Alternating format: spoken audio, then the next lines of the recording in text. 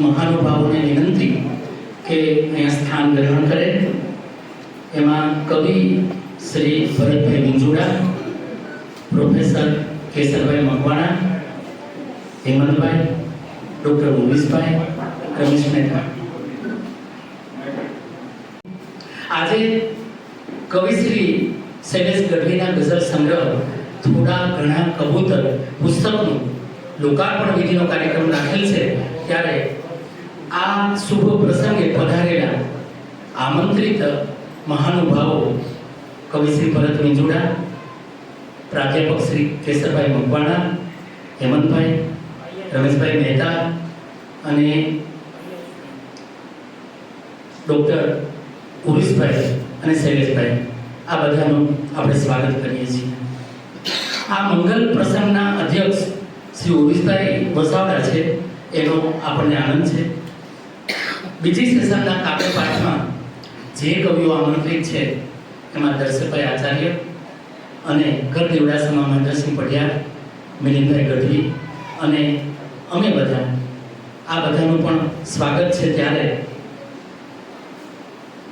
આપણે સાવ શરૂઆતમાં બહુ લાંબી વાત ન કરતા પ્રિય પ્રોફેસર રમેશભાઈ મહેતાને વિનંતી કે અહીં ઉપસ્થિત સૌ કાવ્ય રસિકો અને મહેમાનોનું હાર્દિક સ્વાગત કરે। શ્રી રમેશભાઈ।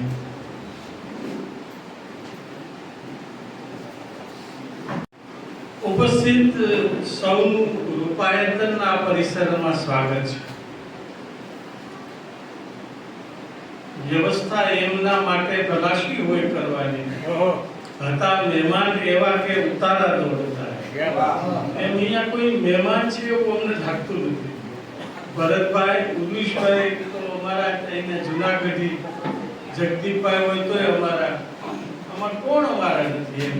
એટલે મહેમાનોનું સ્વાગત કઈ કરવું એના કરતા આત્મીયજનોનું સ્વાગત છે એમ કેવું બધું અનુકૂળ છે।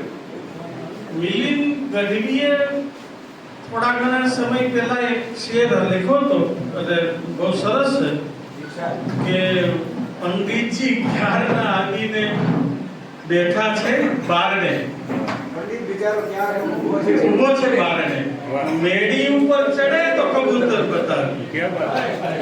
તો આપણે એ જે મેડી ઉપરના જે થોડા ઘણા કબૂતર છે એ આપણે આજે જોવાના છે। અને આ થોડા ઘણા મને તો વાંધો નહીં આવે, હું તો 150 નો ક્લાસ ભણાવું। તો આ મેડી ઉપરના જે થોડા ઘણા કબૂતર છે એ કબૂતરને તો જોવાના જ છે। મને શૈલેષ ગઢવીનો પરિચય તો અમે અહીંયા એક વખત કવિ સભા કરેલી અને એક નવોદિત કવિ તરીકે અમે શૈલેષ ગઢવીને નિમંત્રણ આપેલું અને કદાચ મિલિંદભાઈ આપણે પહેલીવાર મળ્યા હતા એમને, અને પહેલીવાર એમની સર્જકતાથી, પહેલીવાર એમના સર્જન કર્મથી અમે પરિચિત થયેલા। ત્યારથી અવારનવાર અમે જે મીડિયાના માધ્યમો છે એના દ્વારા મળતા રહેલા। ફેસબુકમાં એવી રચના મૂકે એટલે કોમેન્ટ તો બહુ હું એવું બહુ કરું નહીં, પણ એની સાથે ફોનમાં વાત કરું। મને જો થોડો ઘણો કઈ વાતો વચતો હોય ક્યાંય તો મને જણાવું કે મને શૈલેષભાઈ આમ લાગે છે। મોટી વાત તો એ ગણાય મારી દૃષ્ટિએ કે જો આપણે શૈલેષ કરતો બહુ વાંધો નહીં લેજો ભાઈ, નાના ભાઈ જેવો છે, પણ એ વાતનો સ્વીકાર કરે કે તમારી વાત રમેશભાઈ બરાબર છે, હું આમાં થોડો ઘણો ફેરફાર કરી શકતો તો હવે પછીની રચનામાં હું એનું કાળજી લઈશ। શરૂઆતનો ગાળો એવો હતો કે થોડી ઉતાવળ કરી નાખતા। ઘણીવાર એવું બને, ઘણા બધા જે લખતા જે છે મિત્રો એમને આ અનુભવ હશે કે એકાદ પંક્તિ જ્યારે શરૂઆતથી આવી જાય ને ત્યાર પછી એને પૂરી કરવાની ઉતાવળ જન્મે અંદરથી, અને કેમ આ જલ્દીથી પૂરી થાય અને એને પરિણામે ઘણીવાર નબળા શેર એમાં રાખી દઈએ। ઘણીવાર કોઈ સબ્જેક્ટ એવું આપણે ઘણી બધી વાર જોતા હોઈએ છીએ, પણ જે સાચો સર્જક એ છે કે જે એની એક એક શેરને એ જ્યાં સુધી પોતાને આત્મસંતોષ ન થાય ત્યાં સુધી એને ન મૂકે. શૈલેષે પણ આ સ્વાધ્યાય કર્યો અને ધીમે ધીમે એમની રચનાઓ છે એ ઠીકઠાક થવા માંડી. હું આ ઠીકઠાક શબ્દ બરાબર વાપરું છું. હું બરાબર એમ માનું છું મિત્રો કે આજે થોડા ઘણા કબૂતર છે એ સર્જકતાની બીજ છે. આજે સર્જકતાના ફૂલોની બાજુમાં બેઠા છે તો એ સર્જકતાની બીજ છે અને એ બીજનું સૌંદર્ય જે છે આજે આપણે માણવાનું છે. આ બીજ પૂર્ણચંદ્રનો એક આભાસ ઉભો જરૂર કરે છે પણ હવે પછીના સમયમાં એ વધુ શ્રેષ્ઠતમ રચનાઓ આપશે એવો આશાવાદ આપણે આ થોડા ઘણા કબૂતર ઉપરથી આપણે મેળવી શકીએ છીએ. અલબત્ત એમ પણ ચોક્કસ હું માનું છું કે આમાંની કેટલી બધી રચનાઓ સાદ્યંત સુંદર છે અને જ્યારે જ્યારે એની રચનાઓ ફેસબુકમાં જોઈ છે ત્યારે પણ મેં એને ફોન કર્યો ને કહ્યું કે બહુ સરસ રીતે આખી રચનાઓ થઈ છે. તો એવી રીતે મારે કોઈ લાંબુ વ્યાખ્યાન તો કેશરભાઈ આપવાના છે પણ આ એક નવી કલમ આપણા પ્રદેશની એક નવી કલમ જ્યારે ઉજાગર થઈ રહી છે ત્યારે રૂપાયતનની આ રૂઢી પરંપરા છે. આપ સૌ રૂપાયતનના નિયમિત શ્રોતા છો, નિયમિત ભાવકો છો એટલે આપણને બધી જ ખબર છે કે રૂપાયતન આવા ઉપક્રમોમાં કઈ રીતે અગ્રેસર રહે છે. રૂપાયતન આ પ્રદેશની જે કોઈ સર્જકીય ચેતનાઓ છે એ ચેતનાઓને સંકોરવાનું કામ અને પોષણ આપવાનું કામ અને વિસ્તારવાનું કામ એ રૂપાયતન કરે છે. અને એવા ઉપક્રમ એવી એક કડીમાં આજે શૈલેષ ગઢવી જોડાય છે. શૈલેષ ગઢવી અને આપ સૌ આ રૂપાયતન સાથે સંકળાવશો એનો અપૂર્વ આનંદ છે અને આ ઉપક્રમમાં શૈલેષ ગઢવીના આ શબ્દ જ્યોતિ પ્રકાશમાં આપ સૌ ઉપસ્થિત રહ્યા તેનો આનંદ અને આવકાર છે. મનોજભાઈનો શેર છે ક્યાંથી હવાય પામી શકે પાર શબ્દનો પહોળો છે આપ જેટલો વિસ્તાર શબ્દનો. આવી રમણીય અભિવ્યક્તિ આપણને નરસિંહમાં મળે છે. આ શબ્દના મૂળ ત્યાં પડેલા છે કે નિરખને ગગનમાં કોણ ઘૂમી રહ્યો તેજ હું શબ્દ બોલે. આવા કાળઘેરા શબ્દના ભણકારા સંઘરીને બેઠેલા જોગી ગિરનારની છાયામાં હંમેશા શબ્દ કલાને પોંખતી આવેલી આપણી તીરથભૂમિ રૂપાયતનને આંગણે જ્યારે આજની શુભ ઘડીએ શ્રી શૈલેષ ગઢવીના ગઝલ સંગ્રહ થોડા ઘણા કબૂતરના વધામણાનો જે આ રૂડો અવસર છે ત્યારે મને ફરીને તો રમેશભાઈ તો બોલ્યા છે મિલિંદનો શેર યાદ આવે કે પંડિત બિચારો ક્યારનો ઊભો છે ડેલીએ. પંડિત બિચારો ક્યારનો ઊભો છે ડેલીએ મેડી ઉપર ચડે તો કબૂતર બતાવીએ.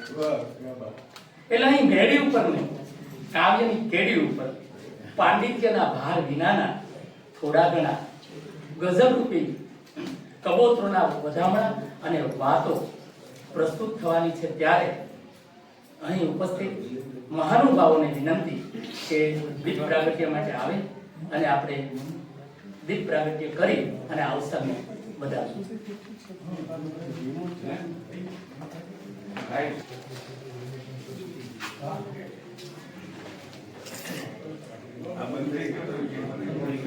આપણે એ પણ જાણીએ કે શુભ પ્રસંગે દીપ પ્રાગટ્ય વિધિ કરવી એ ભારતીય પરંપરા. તો મહાનુભાવો આ રીતે દીપ પ્રાગટ્ય કરે છે એનો આનંદ છે. શુભમ કરોતિ કલ્યાણમ આરોગ્ય ધન સંપદા સત્તુ સિદ્ધિ વિનાશાય દીપ જ્યોતિ નમોસ્તુતે. વક્રતુંડ મહાકાય સૂર્યકોટિ સમપ્રભ નિર્વિઘ્ને કુરુ મે દેવ સર્વ કાર્યેષુ સર્વદા. દીપ અજ્ઞાન રૂપી અંધકારને દૂર કરે છે. દીપ જ્ઞાન રૂપી પ્રકાશનું પ્રતીક છે. ત્યારે આપણા લાડીલા કવિ દલપત પઢિયારને પંક્તિ યાદ આવે છે દલપતભાઈની કે મેં ઉંબર પર દીવડો મેલો ને કલમ મારું મેં ડુંગર પર દીવડો મહેલો ને નભ મારું જળ હતું. અને રહીશ મનિયારનો પણ એક શેર છે કે મારો દીવો તારા ઘરને દોસ્ત સૌને પોતાનું અજવાળું હોવું જોઈએ. આ દીપ પ્રાગટ્ય પછી આપણે આ કાર્યક્રમ માટે આગળની વિધિ કરી રહ્યા છીએ. ત્યારે અને આ સાથે ભરતભાઈને વિનંતી કે જે કાંઈ મોમેન્ટો છે એ શૈલેષભાઈ તરફથી સ્વીકારે. ભૌતિકભાઈ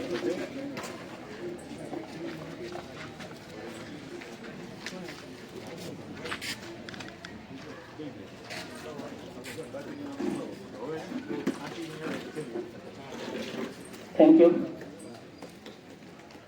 પ્રાધ્યાપક શ્રી કેશવભાઈ મકવાણાનું સન્માન કરશે કવિ. થેન્ક યુ અનિલભાઈ, મોમેન્ટો પણ આપશે.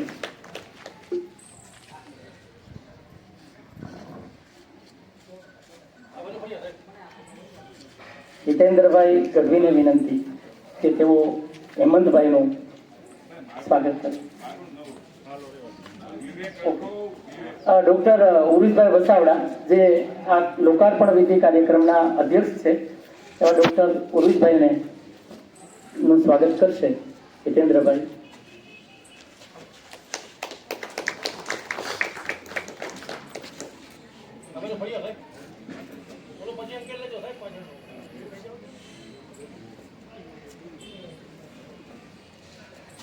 આપણા યુવા કવિ જે હમણાં જ રાજ્ય યુવા પુરસ્કારથી સન્માનિત થયા છે એવા મિલિંદ ગઢવીનું સ્વાગત કરશે દિનેશભાઈ માવલ, જેઓ કવિ પણ છે, 2-4 સંગ્રહો પણ આપ્યા છે, સંપાદન ગ્રહો પણ આપ્યા છે. એટલે શ્રી દિનેશભાઈને વિનંતી કે સૂતરની આંટી અને મોમેન્ટોથી અમે સ્વાગત કરીએ.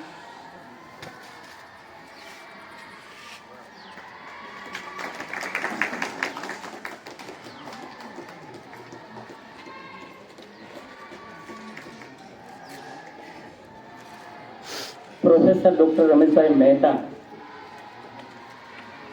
થોડા ઘણા કબૂતર પુસ્તકનું વિમોચન છે, લોકાર્પણ વિધિ છે, એમનું સ્વાગત કરશે કવિ શ્રી રાજેન્દ્રભાઈ ભટ્ટ. એમને વિનંતી કરું કે તેઓ સૂતરની આંટીથી સ્વાગત કરે અને મોમેન્ટો આપે.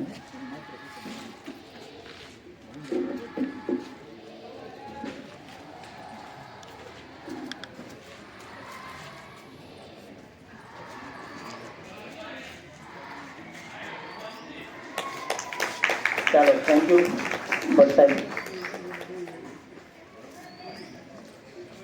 બહુ લાંબી વિધિ નહીં કરતા સીધા આપણે કાર્યક્રમ પર આવીએ છીએ. એ પહેલા પ્રાસંગિક ઉદ્બોધન માટે આજના કાર્યક્રમમાં જેઓ માન આપીને આપણું માન રાખીને આમંત્રિત થયા છે એવા કવિ ભરતભાઈ ઝીંઝુડાને વિનંતી કે તેઓ પ્રાસંગિક ઉદ્બોધન કરે.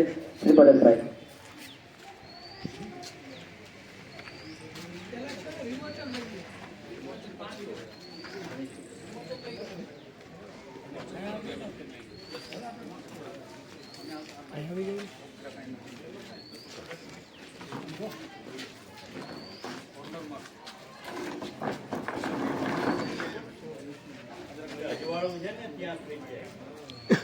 લોકાર્પણ વિધિ માટે દરેક મહાનુભાવોને મારી વિનંતી છે કે આવો અને આજના થોડા ઘણા કબૂતર પુસ્તકનું આપણે લોકાર્પણ વિધિ કરી રહ્યા છીએ. ત્યારે અધ્યક્ષ ડોક્ટર ઉરુષભાઈને વિનંતી કે તેઓ આવે અને આ રીતે આપણા કાર્યક્રમને આપણે વધારીએ.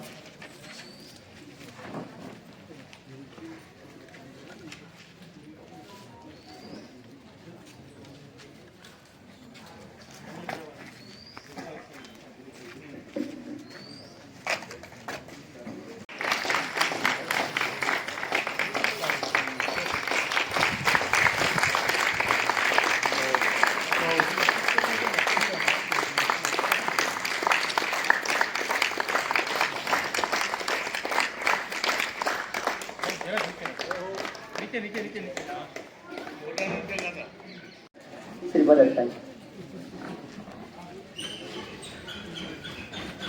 શ્રી ઉરુષભાઈ, હેમંતભાઈ નારાવટી, કેશવ મકવાણા, મિલિંદ ગઢવી, શૈલેષ ગઢવી અને મિત્ર શ્રી શૈલેષ ગઢવી મારા પરિચયમાં 2000 1921માં આવેલા. ત્યારથી તેમની ગઝલો સામયિકોમાં એટલે સોશિયલ મીડિયામાં ધ્યાનથી વાંચતો થયો. ધીરે ધીરે અમારી વચ્ચે ફોન સંપર્ક થયો. એ વાતચીત દરમિયાન તેઓ ગઝલ લખવા ઉપરાંત ગઝલ વિશેની શાસ્ત્રીય સમજ પણ ધરાવે છે તેની જાણકારી મળી. તેમની પાસે 100 જેટલી રચના થતાં 7 વર્ષના ગઝલ લેખનના ગાળામાં આ સંગ્રહ તેમણે આપ્યો છે. આ જ રચના હજી 10-12 વર્ષ પછી પેન્ડિંગ રહેવા જઈને આપી હોત તો શું ગેરફાયદો થાય તે તેમને સમજાયું હશે. આ સંગ્રહની સ્ક્રિપ્ટ તૈયાર કર્યા પછી પ્રસ્તાવના કોની પાસે લખાવવા તેની ચર્ચા થઈ. મેં થોડાક વિદ્વાનોના નામ આપ્યા, પણ હું આ ગઝલમાંથી પસાર થયો છું એટલે મારે લખવી જોઈએ તેવો તેમણે આગ્રહ રાખ્યો. આમ પણ આ ગઝલો મને ગમે છે એટલે એ કામ સ્વીકારી પ્રસ્તાવના લખી. આંગળીઓના વેઢે નહીં પણ આંગળીના વેઢે ગણાય એટલી મેં પ્રસ્તાવના લખી હશે. એમાં શૈલેષ ગઢવી છે. સંગ્રહના લોકાર્પણ વખતે તેઓ લખતા રહે અને ગુજરાતી ભાષાને તેમની ઉત્તમ ગઝલો આપતા રહે તેવી શુભકામના સાથે વિરમું છું. આભાર ભરતભાઈ. હવે પુસ્તક પરિચય માટે ડૉક્ટર કેશરભાઈ મકવાણાને વિનંતી કે તેઓ થોડા ઘણા કબૂતર સંદર્ભે થોડી વાત કરે. શ્રી કેશર મકવાણા એમણે પણ સંપાદન કામ કર્યું છે, ઘણા બધા વિવેચન ગ્રંથો આપ્યા છે અને એક પ્રતિષ્ઠિત સમર્થ વિવેચક તરીકે અમે કેશરભાઈને ઓળખીએ છીએ. એટલે કેશરભાઈને વિનંતી કે આવી અને પુસ્તક વિશે પ્રકાશ પાડે.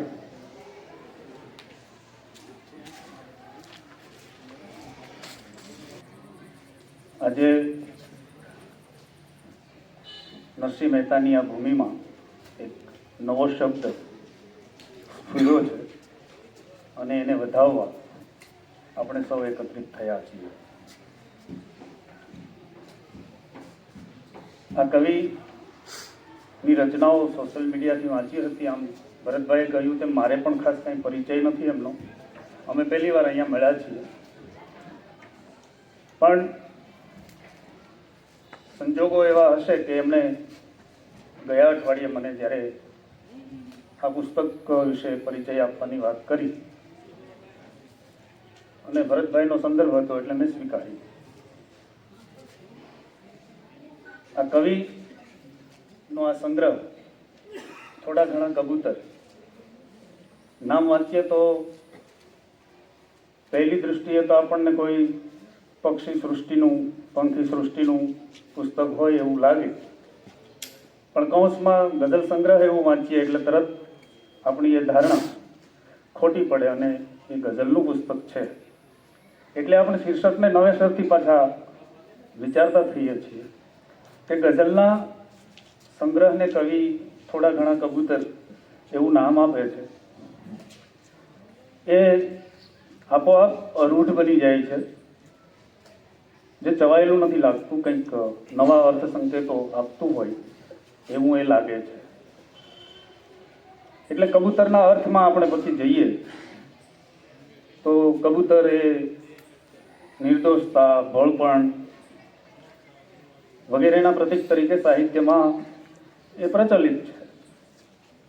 નિર્દોષતા અને ભોળપણના સંદર્ભમાં જ્યારે ગઝલને આપણે જોવા જઈએ, આ કવિએ એમની ગઝલોને જાણે થોડા ઘણા કબૂતર રૂપે રજૂ કરી છે. આપણા લોકજીવનમાં તો ભોળપણનો પણ વિશેષ અર્થ છે, જે મોટાઈથી કે વિદ્વતાથી નથી કહી શકાતું, એ બધું ભોળપણથી કહી શકાય છે એવું આપણા લોકજીવનમાં છે. એવું એક લોકગીત પણ છે, હું ભોળી એમ સમજી તમારા ચિત્તમાં એ ચમકવું જોઈએ. તો એવા ભોળપણ સાથે આ ગઝલો આ સંગ્રહમાં રજૂ થઈ છે. 96 જેટલી ગઝલો આ સંગ્રહમાં છે અને એ આખા સંગ્રહમાંથી 2-3 વાર પસાર થઈને મેં એક મારી વિવેચકીય સૂઝ અને સમજ પ્રમાણે એક અભ્યાસ લેખ તૈયાર કર્યો છે. એની થોડીક હાઇલાઇટ મારે અહીં તમને આપવી છે આ પ્રસંગે. આ પુસ્તકની પ્રસ્તાવના ભરતભાઈએ લખી છે. ભરત વિંજુડા એ ગઝલ ક્ષેત્રે બહુ મોટું નામ છે. છંદ અને છંદની સફાઈ વિશે એમની ખાસ માસ્ટરી છે અને એમણે શૈલેષ ગઢવીના આ સંગ્રહની પ્રસ્તાવના લખતા 2-3 બાબતો ખાસ નોંધી છે. એનો ઉલ્લેખ મારે કરવો જોઈએ એટલા માટે કે છંદ અને છંદનું સફાઈ કે છંદનું વૈવિધ્ય એ બાબતે વિવેચકો કરતાં કવિઓ વધારે અધિકૃતતાથી કહી શકતા હોય છે. અને ભરતભાઈએ એમને છંદની બાબતમાં ફૂલ માર્ક્સ આપ્યા છે. એટલે શૈલેષભાઈની ગઝલોની છંદની બાબતમાં કે છંદ વૈવિધ્યની બાબતમાં આપણે કાંઈ કહેવાનું રહેતું નથી. પ્રસ્તાવનામાં આવડા મોટા કવિએ પણ એની નોંધ લીધી છે અને એ વિશે કહ્યું છે. ઉપરાંત એમણે એક વાત ખાસ નોંધી છે શીર્ષક રૂપે જ, પોતિકા અવાજની ગઝલો, આવું શીર્ષક જ આપ્યું છે પ્રસ્તાવનામાં. પોતિકા અવાજની ગઝલો એમ જ્યારે કહેવામાં આવે ત્યારે દરેક કવિ બોલ્યા વગર શબ્દોને લખીને, કાવ્યમાં લખીને પોતાનો અવાજ નિપજાવવાની કોશિશ કરતો હોય છે. અને એ વાત ઘણી મોટી છે એટલા માટે કે આ કવિએ પોતિકો અવાજ નિપજાવ્યો છે. એમાં એમની તળ પ્રદેશની ભાષા ઉપરનું પ્રભુત્વ અને તળ પ્રદેશના કેટલાક સંવેદનો અને આજના સંદર્ભના કેટલાક સંવેદનો, એ બધા વિશે હું થોડીક અછડતી વાત હાઇલાઇટ રૂપે કરવાનો છું. પણ એનો પોતિકો મૌલિક અવાજ એ રીતે વિશિષ્ટ છે કે એમણે ગુરુ તરીકે કોઈ કવિના પ્રભાવમાં આવ્યા વગર, ખાસ તો એ ગૂગલમાં છંદ શીખતા હશે અથવા તો છંદ વિશે જાણતા હશે અને પછી લખી શકાય કે કેમ એવો પ્રયાસ કરતા એમણે જાતે ગઝલો લખવાનો પ્રયાસ કર્યો છે. નહીં તો આપણે ત્યાં લખવા માટે મથતા નીવડેલા કવિઓના માર્ગદર્શન લેતા હોય, એના પ્રભાવમાં આવતા હોય, પણ એવું કાંઈ આ કવિએ કર્યું નથી. એટલે અખો યાદ આવે તારો ગુરુ તું જ થા. અખો આખા બ્રહ્માંડમાં ભટકીને ગુરુ માટે જે શોધમાં નીકળ્યો હતો, પણ આખરે એ બધામાંથી નિરાશ થઈને પોતે જ પોતાનો ગુરુ થયેલો. આ કવિ એ રીતે પોતે જ પોતાનો ગુરુ સ્થાને એને સ્થાપ્યા છે અને એટલે એ બીજાના પ્રભાવમાંથી બચી ગયા છે. અને એનો શબ્દ, એની કવિતા, એ પોતિકો અવાજ હસ્તગત કરે છે અને એ આપણા સૌ માટે આનંદની વાત છે. તો એવા આ કવિની ગઝલ આવડા કવિએ પ્રસ્તાવના લખી છે. બીજા એક વિદ્વાન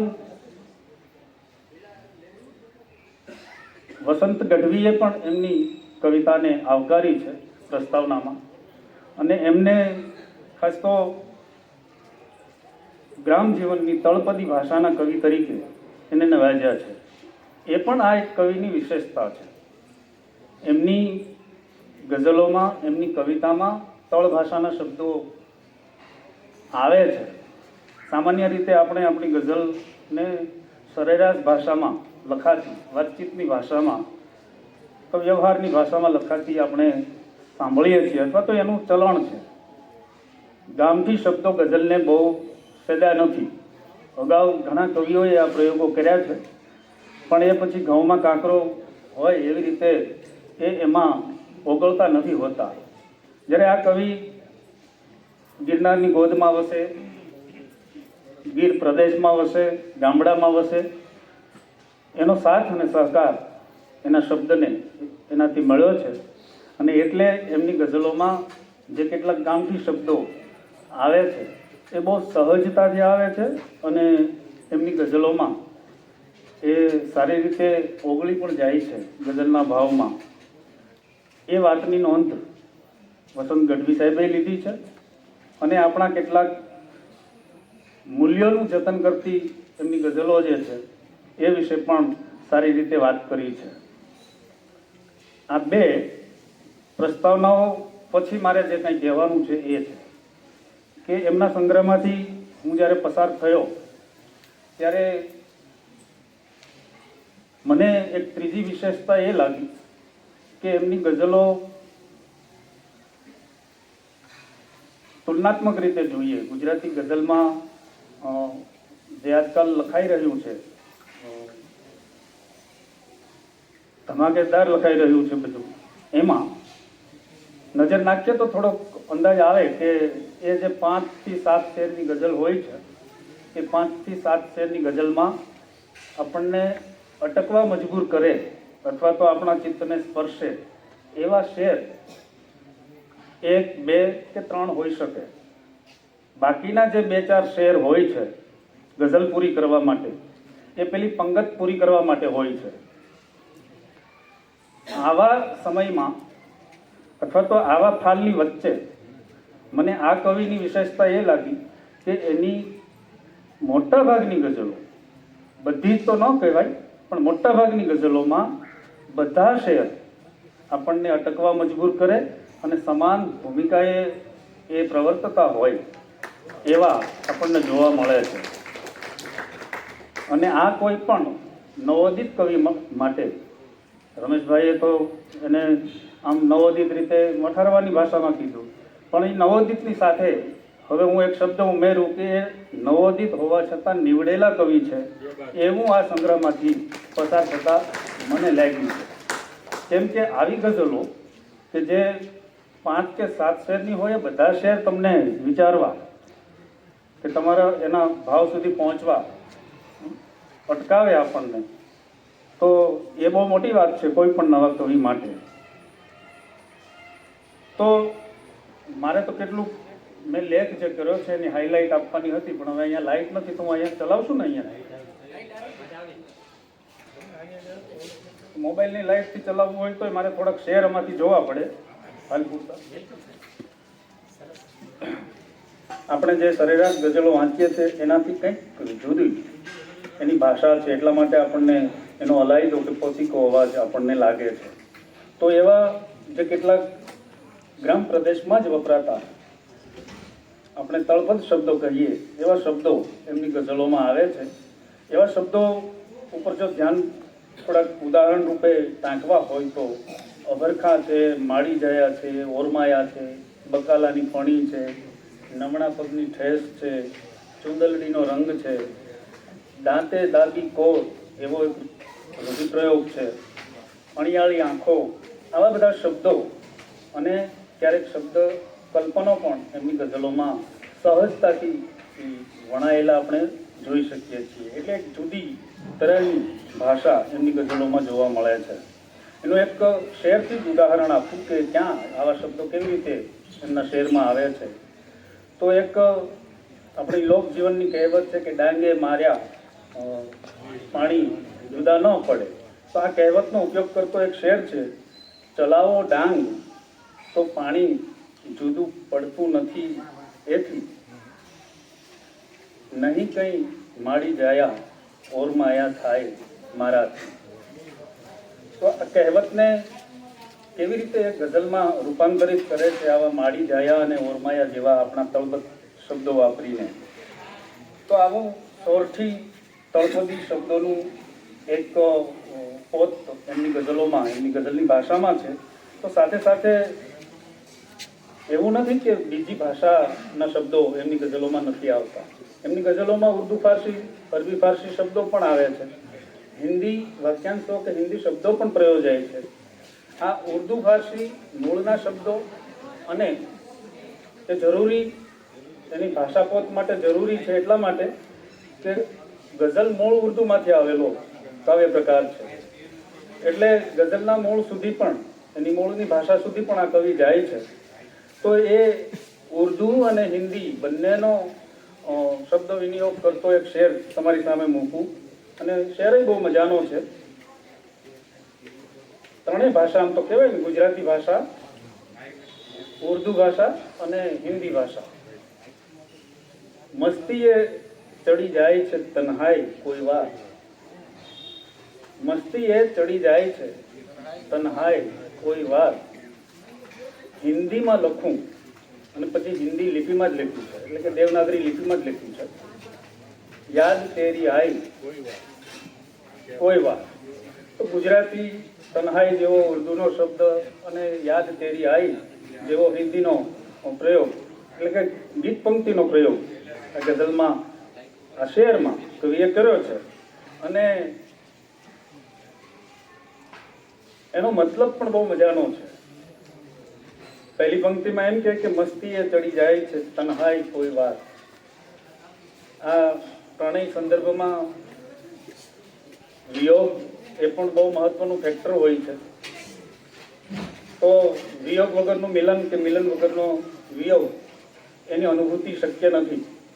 તો તન્હાઈમાં રચોપચો કાવ્ય નાયક એ તન્હાઈમાં ગરક થઈ જાય, એને કવિ તન્હાઈ, મસ્તીએ ચડી જાય કોઈ વાર તન્હાઈ, તન્હાઈ કોઈ વાર. અને એનો જવાબ આપતો શેર પાછળ આવે છે, પંક્તિ પાછળ આવે છે, યાદ તેરી આઈ કોઈ વાર. એ બહુ મજાનું છે. તો આવા ત્રણેય પ્રકારની ભાષાથી આ કવિનું ભાષાપોત ગૂંથાયું છે, અને એટલા માટે એ બહુ ઘાટીલું અને ભાતીલું છે.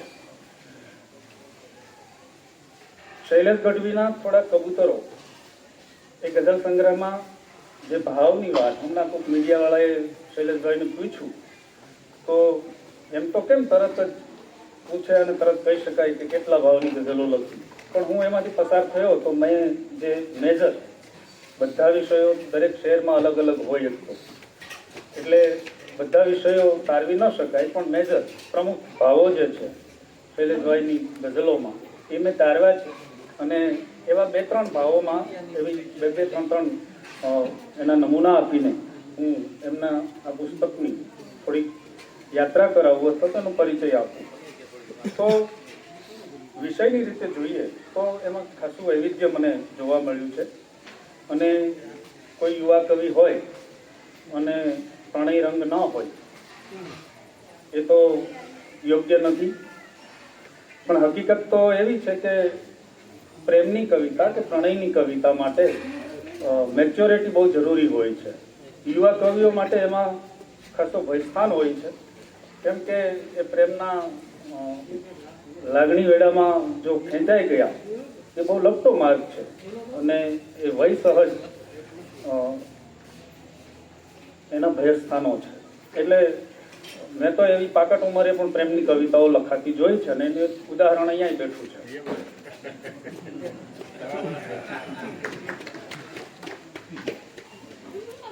તો શૈલેષભાઈની ગઝલોમાં યુવા કવિ છે એટલે એમાં થોડી પ્રેમની કવિતાઓ આવે છે. અને એ કવિતામાં મજાની વાત એ છે કે યુવા હોવા છતાં એમણે ખાસી મેચ્યોરિટી દાખવી છે, પરિપક્વતા દાખવી છે પ્રેમની સંવેદનાને અભિવ્યક્ત કરવામાં. પ્રેમની બાબતમાં શૈલેષભાઈ એમના એક શેરમાં એમ કહે છે કે હતું સ્વપ્ન સાવ ટૂંકું, પરી એમાં એક પધારી, હવે સાંભળો એક કિસ્સો, પછી રાત જે ગુજારી. આ યુવા વયે એક પરી જે પ્રવેશે છે સ્વપ્નમાં, અને પછી જે રીતે રાત ગુજરે છે એની કથા, એટલે થોડા ઘણા કબૂતરોમાંની ત્રણેય રંગની ગઝલો.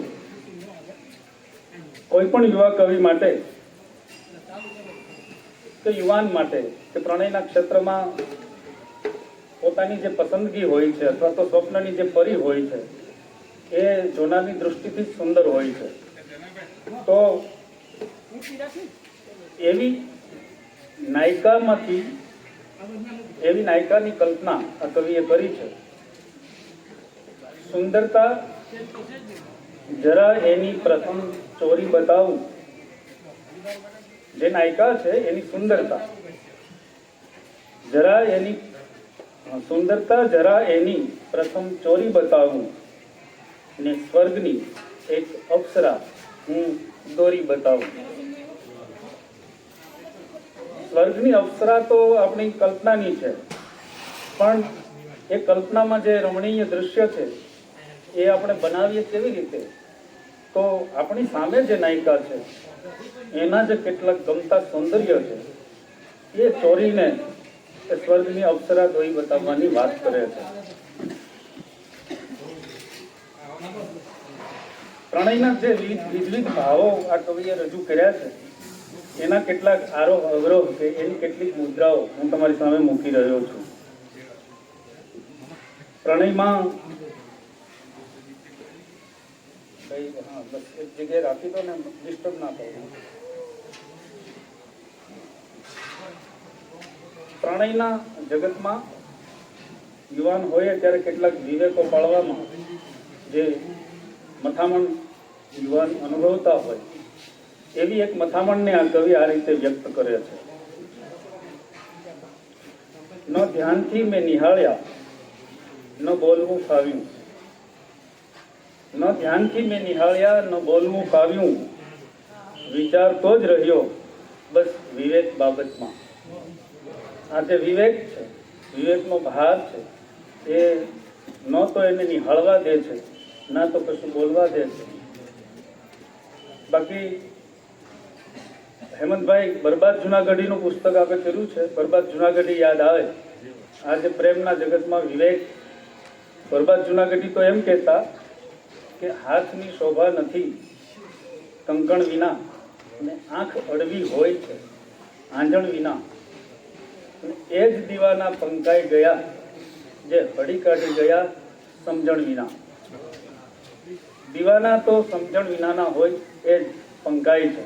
હવે અહીંયા સમજણનો ભાર કેવો છે એની વાત આ કવિએ આ રીતે કરી છે. ઘણીવાર વ્યક્તિને પ્રણયના જગતમાં પ્રેમ તો કરતા હોઈએ, પણ એ વ્યક્તિની કેટલીક વિશેષતાઓની સાથે મર્યાદાઓ પણ હોય, અને એ પણ આપણને કનડતી હોય કે નડતી હોય. તો આ યુવા કવિ પ્રણયની કવિતામાં કેટલી મુદ્રાઓ અથવા કેટલી મેચ્યોરિટી દાખવે છે એના હું આ બધા ઉદાહરણો આપું છું. એક શેરમાં એમ કહે છે કે આગળ વધો તો રોકે ને અટકી પડો તો ટોકે. આગળ વધો તો રોકે ને અટકી પડો તો ટોકે, સાથે રહે છે એની આદત અજીબ જાણી. આ આદત છે એ તો કોઈ છોડી શકતું નથી, અને એવી આદત જે રોકવાની ટોકવાની હોય છે એને કવિ કેટલી સહજતાથી શેરમાં મૂકી આપે છે. અને એક શેર એમાં જ કાજળ ભર્યા નયનમાં દિલ ગુમ છે કેમ શોધું. કાજળ ભર્યા નયનમાં દિલ ગુમ છે કેમ શોધું, આથી તો હોત સારું જમનામાં ડૂબવાનું. આથી તો હોત સારું જમનામાં ડૂબવાનું.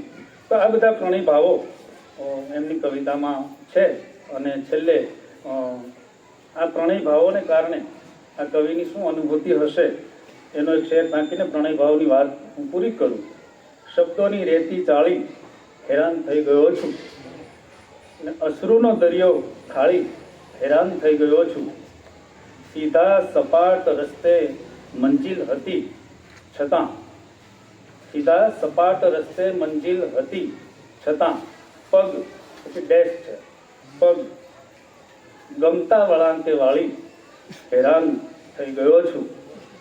તો હેરાનગતિનું આ આખું ક્ષેત્ર, તેને આપણે પ્રેમનું જગત કહીએ કે પ્રેમનું ભાવ વિશ્વ કહીએ, એમાં આવી હેરાનગતિ અને અનુભૂતિ પણ આ કવિ કરે છે. અને એટલે હું કહું છું કે પ્રેમની કવિતાના નિરૂપણમાં એમણે ઘણી પરિપક્વતા કે મેચ્યોરિટી દાખવી છે. આ સંગ્રહમાં બીજો એક મહત્વનો ભાવ આપણને નજરે ચડે તરત જ, એવો એક એ છે કે કેટલાક આપણા પારંપરિક જે મૂલ્યો છે, જે આજકાલ બધું ધોવાણ થઈ ગયું છે, એવા પારંપરિક મૂલ્યોની વાત અથવા તો એની જીકર કે એની સ્થાપના આ કવિ એમની ગઝલમાં ક્યાંક ક્યાંક કરતા આપણને જોવા મળે છે. એ કવિ એમ કહે છે કે ભલે ઘર આપણું તળિયા ઉપર છે, ભલે ઘર આપણું તળિયા ઉપર છે, છતાં પણ સત્વના ફળિયા ઉપર છે. સત્વના ફળિયાની વાત કરે છે, છતાં પણ સત્વના ફળિયા ઉપર છે. તિમિર રહેશે કે અજવાળું થવાનું, તિમિર રહેશે કે અજવાળું થવાનું, હવે એ વાત સાંભળ્યા ઉપર છે. તો અશ્રદ્ધાના આ યુગમાં પેલી આપણી પરંપરિત તત્વભરી શ્રદ્ધાની વાત તેની જીકર આ કવિ આ રીતે કરે છે. આવો એક શેર બહુ જાણીતો છે એમનો, કોઈ બાએ હરખથી રાખ્યું છે નામ, કોઈ બાએ હરખથી રાખ્યું છે નામ, જોઈએ ખુદનું કેવું નામ કરે. આ નામ કરવાની જે આપણી વાત છે એ પણ આ કવિ આ રીતે મૂકે છે. આજકાલ વિજ્ઞાન અને ટેકનોલોજીના યુગમાં બાળકોની સવારી માટે તો કેટલા બધા ઉપકરણો ઉપલબ્ધ છે, અને ત્યારે આ કવિ એક દૃશ્ય જે લુપ્ત થયું છે હવે એ દૃશ્યને કંડારે છે એક શેરમાં, અને એને એ બરાબર ઠેરવે છે. કઈ રીતે? દીકરીને ચઢાવી છે ખભા પર તે પિતાજી, દીકરીને ચઢાવી છે ખભા પર તે પિતાજી, નીકળ્યા છે બજારે એ સવારી બરાબર છે, નીકળ્યા છે બજારે એ સવારી બરાબર છે.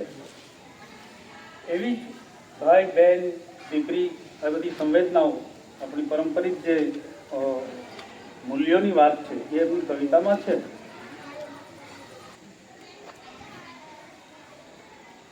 આવી વાત કરીએ તો આવી સંવેદના જોઈને કોઈને એમ લાગે કે આ કવિની ભાવ વિશ્વ કે કવિનું ભાવ સંવેદન જગત એ કંઈક અંશે પારંપરિક છે, બરાબર. પણ એવું નથી. આ ભાવને કારણે પેલા જે આધુનિક તો અનુઆધુનિક ભાવ જે છે એ બંને શૈલેષભાઈની કવિતામાં એક ભાવ વૈવિધ્ય જન્મે છે. એક જ ભાવની ગઝલો નથી, એવા 4-5 ભાવો જે છે મેજર, જે હું તમને ગણાવી શકું. એક બાજુ કવિ, આજે તો તોર અને દોર બધું બદલાઈ ગયું છે, પણ આ કવિ એવા પારંપરિક તોર અને દોરની વાત આ રીતે કરે છે. એવો એનો તોર નિરખતો ઊભો છું, ત્રોફાવેલો મોર નિરખતો ઊભો છું. ટેટુના જમાનામાં કોઈ ત્રોફાવેલા મોરની વાત, એ આવો પ્રતિબદ્ધ કે ગ્રામીણ મૂલ્ય સાથે આત્મસાત જેણે કર્યા છે એ જ કરી શકે. એવો એનો તોર નિરખતો ઊભો છું, ત્રોફાવેલો મોર નિરખતો ઊભો છું, ભાન ભૂલી બંને વચ્ચેના અંતરનું ને વૃંદાવનનો દોર નિરખતો ઊભો છું. તો આવી મજાનો ગઝલ કે ગઝલના શેર એમની ગઝલોમાંથી મળે છે. પારંપરિક મૂલ્યોનો એક એનો ખૂબ જાણીતો શેર જે વસંત ગઢવીએ પણ નોંધ્યો છે પ્રસ્તાવનામાં. આપણા આજકાલ જે કહેવાતા વડીલો આગેવાનો, સાહિત્યની ભાષામાં એને માટી પગા કહેવાય. હા, એવાને ઠમઠોરતો આ કવિ એમ કે સાવચેતીથી ચાલો મહાજન જરા, સાવચેતીથી ચાલો મહાજન જરા, આપની ચાલ પર નાચ ચાલી રહ્યું છે. આ ચાલ એટલે ખાલી સ્થૂળ ચાલ નહીં, મને એમાં પેલો ચાલ ચલગત વાળો પણ એ ગર્જના પણ એમાં મને દેખાય. આપની ચાલ પર, યસ, આપની ચાલ પર નાચ ચાલી રહી છે. તો આ બધા જે શેર મેં મૂકા એ થોડા ઘણા કબૂતર ગઝલ સંગ્રહના કેટલાક પારંપરિક ભાવ કે મૂલ્યોની વાત કરતા, એની જીકર કરતા આ બધા શેર છે. અને છેલ્લો એક વિષય વસ્તુનો પડાવ મારી રીતે આ એક સ્થૂળ વર્ગીકરણ છે માત્ર, એક યાત્રાને વર્ગીકૃત કરવા માટે. આધુનિકોમાં હોય છે એવી માનવ વ્યવહારની જે સંકુલતાઓ છે, વાતે વાતે, શબ્દે શબ્દે, પગલે પગલે આપણે માનવ હોવાની જે સંકુલતા, જે વિસંગતતાઓ આપણે આચરીએ છીએ, એને આ કવિ બહુ સૂક્ષ્મ નિરીક્ષણથી તાકે છે અને એમની ગઝલોમાં એના શેર બનાવે છે. એવા જે ભાવ છે એટલે આ કવિને આપણે માત્ર પારંપરિક કવિને બાજુ પર રાખી દેવાનો કે હવે યુવા કવિને પણ બાજુ પર રાખી દેવા જેવો નથી. આ આધુનિક ભાવો કે આધુનિક યુગના જે ભાવો છે એ પણ આમ તો આ કવિ એના એક શેરમાં બહુ સરળ સ્વભાવના છે એટલે બહુ વિવેકથી કહે છે કે સમંદરમાં તરતા નથી ફાવતું અને ગહન વાત કરતા નથી ફાવતું. પણ એ ગહન વાત કરી જાણે છે. એના ઉદાહરણ હું તમને આપું. હું જો હાથ લંબાવું એ ગળે લગાવી લે, હું જો હાથ લંબાવું એ ગળે લગાવી લે, બેઉના અહમનો ત્યાં છેદ છે હકીકતમાં. કોઈ ગળે મળે છે, આપણે તો કેટલી બધી રીતો શેખાંડથી માંડીને નમસ્તે કરવા સુધીની રીતો અપનાવીએ છીએ અને વિધિ રીતે મળીએ છીએ, પણ ગળે મળવાની જે રીત છે અને આજકાલ આપણને કોઈના તરફ જે લાગણી, જે ભાવ થતો હોય એ કેટલો ઘડીભરનો હોય છે. એવી એક વાત આ કવિ એક શેરમાં બહુ સરસ રીતે કહે છે. ભાષા પાસેથી પણ સરસ કામ લઈને એક શેર છે. પથિક જેવી ઘડીભર એને માયા થાય મારાથી, પથિક પ્રવાસીની જેવી ઘડીભર એને માયા થાય મારાથી, ને રસ્તાના તરુ જેમ છાયા થાય મારાથી. આ મારાથી જે રદીપ છે એ બેયમાં જુદી જુદી રીતે પ્રવર્તે છે. જો કોઈ સર્વા કાને એને સાંભળે તો, કે ઝીણી નજરે જુએ તો. પથિક જેવી ઘડીભર એને માયા થાય મારાથી, ને રસ્તાના તરુની જેમ છાયા થાય મારાથી.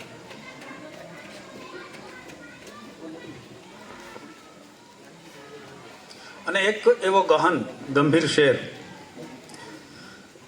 કટાક્ષ વાળો થોડો.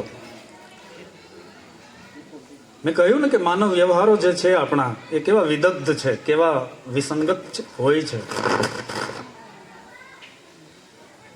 એને તાકતો આ શેર છે. બહુ ખૂબીથી મારી ખામીઓ સૌને બતાવે છે, બહુ ખૂબીથી મારી ખામીઓ સૌને બતાવે છે. પ્રતીક્ષા છે કે એ ક્યારે સવાયા થાય મારાથી.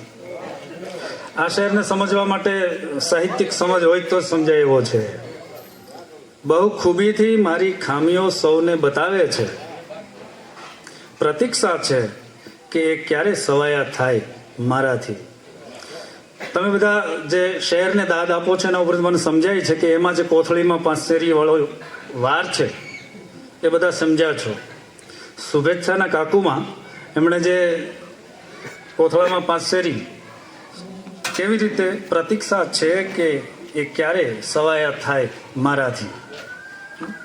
તો આવા શેર શૈલેષભાઈની ગઝલોમાં અને એ પ્રથમ સંગ્રહમાં મળે એ બહુ આનંદની વાત છે. આપણા વિડંબના ભર્યા વ્યવહારો કેવા હોય છે એને પણ આ કવિ ક્યારેક નર્મ મર્મ કે કટાક્ષની શૈલીમાં વ્યક્ત કરે છે. એક શેર જુઓ. જેણે સંસારમાં કંઈ સાર નથી જોયેલો, જેણે સંસારમાં કંઈ સાર નથી જોયેલો, સૌ કોઈ એને પૂછે છે કે આ સંસાર શું છે. સૌ કોઈ એને પૂછે છે કે આ સંસાર શું છે.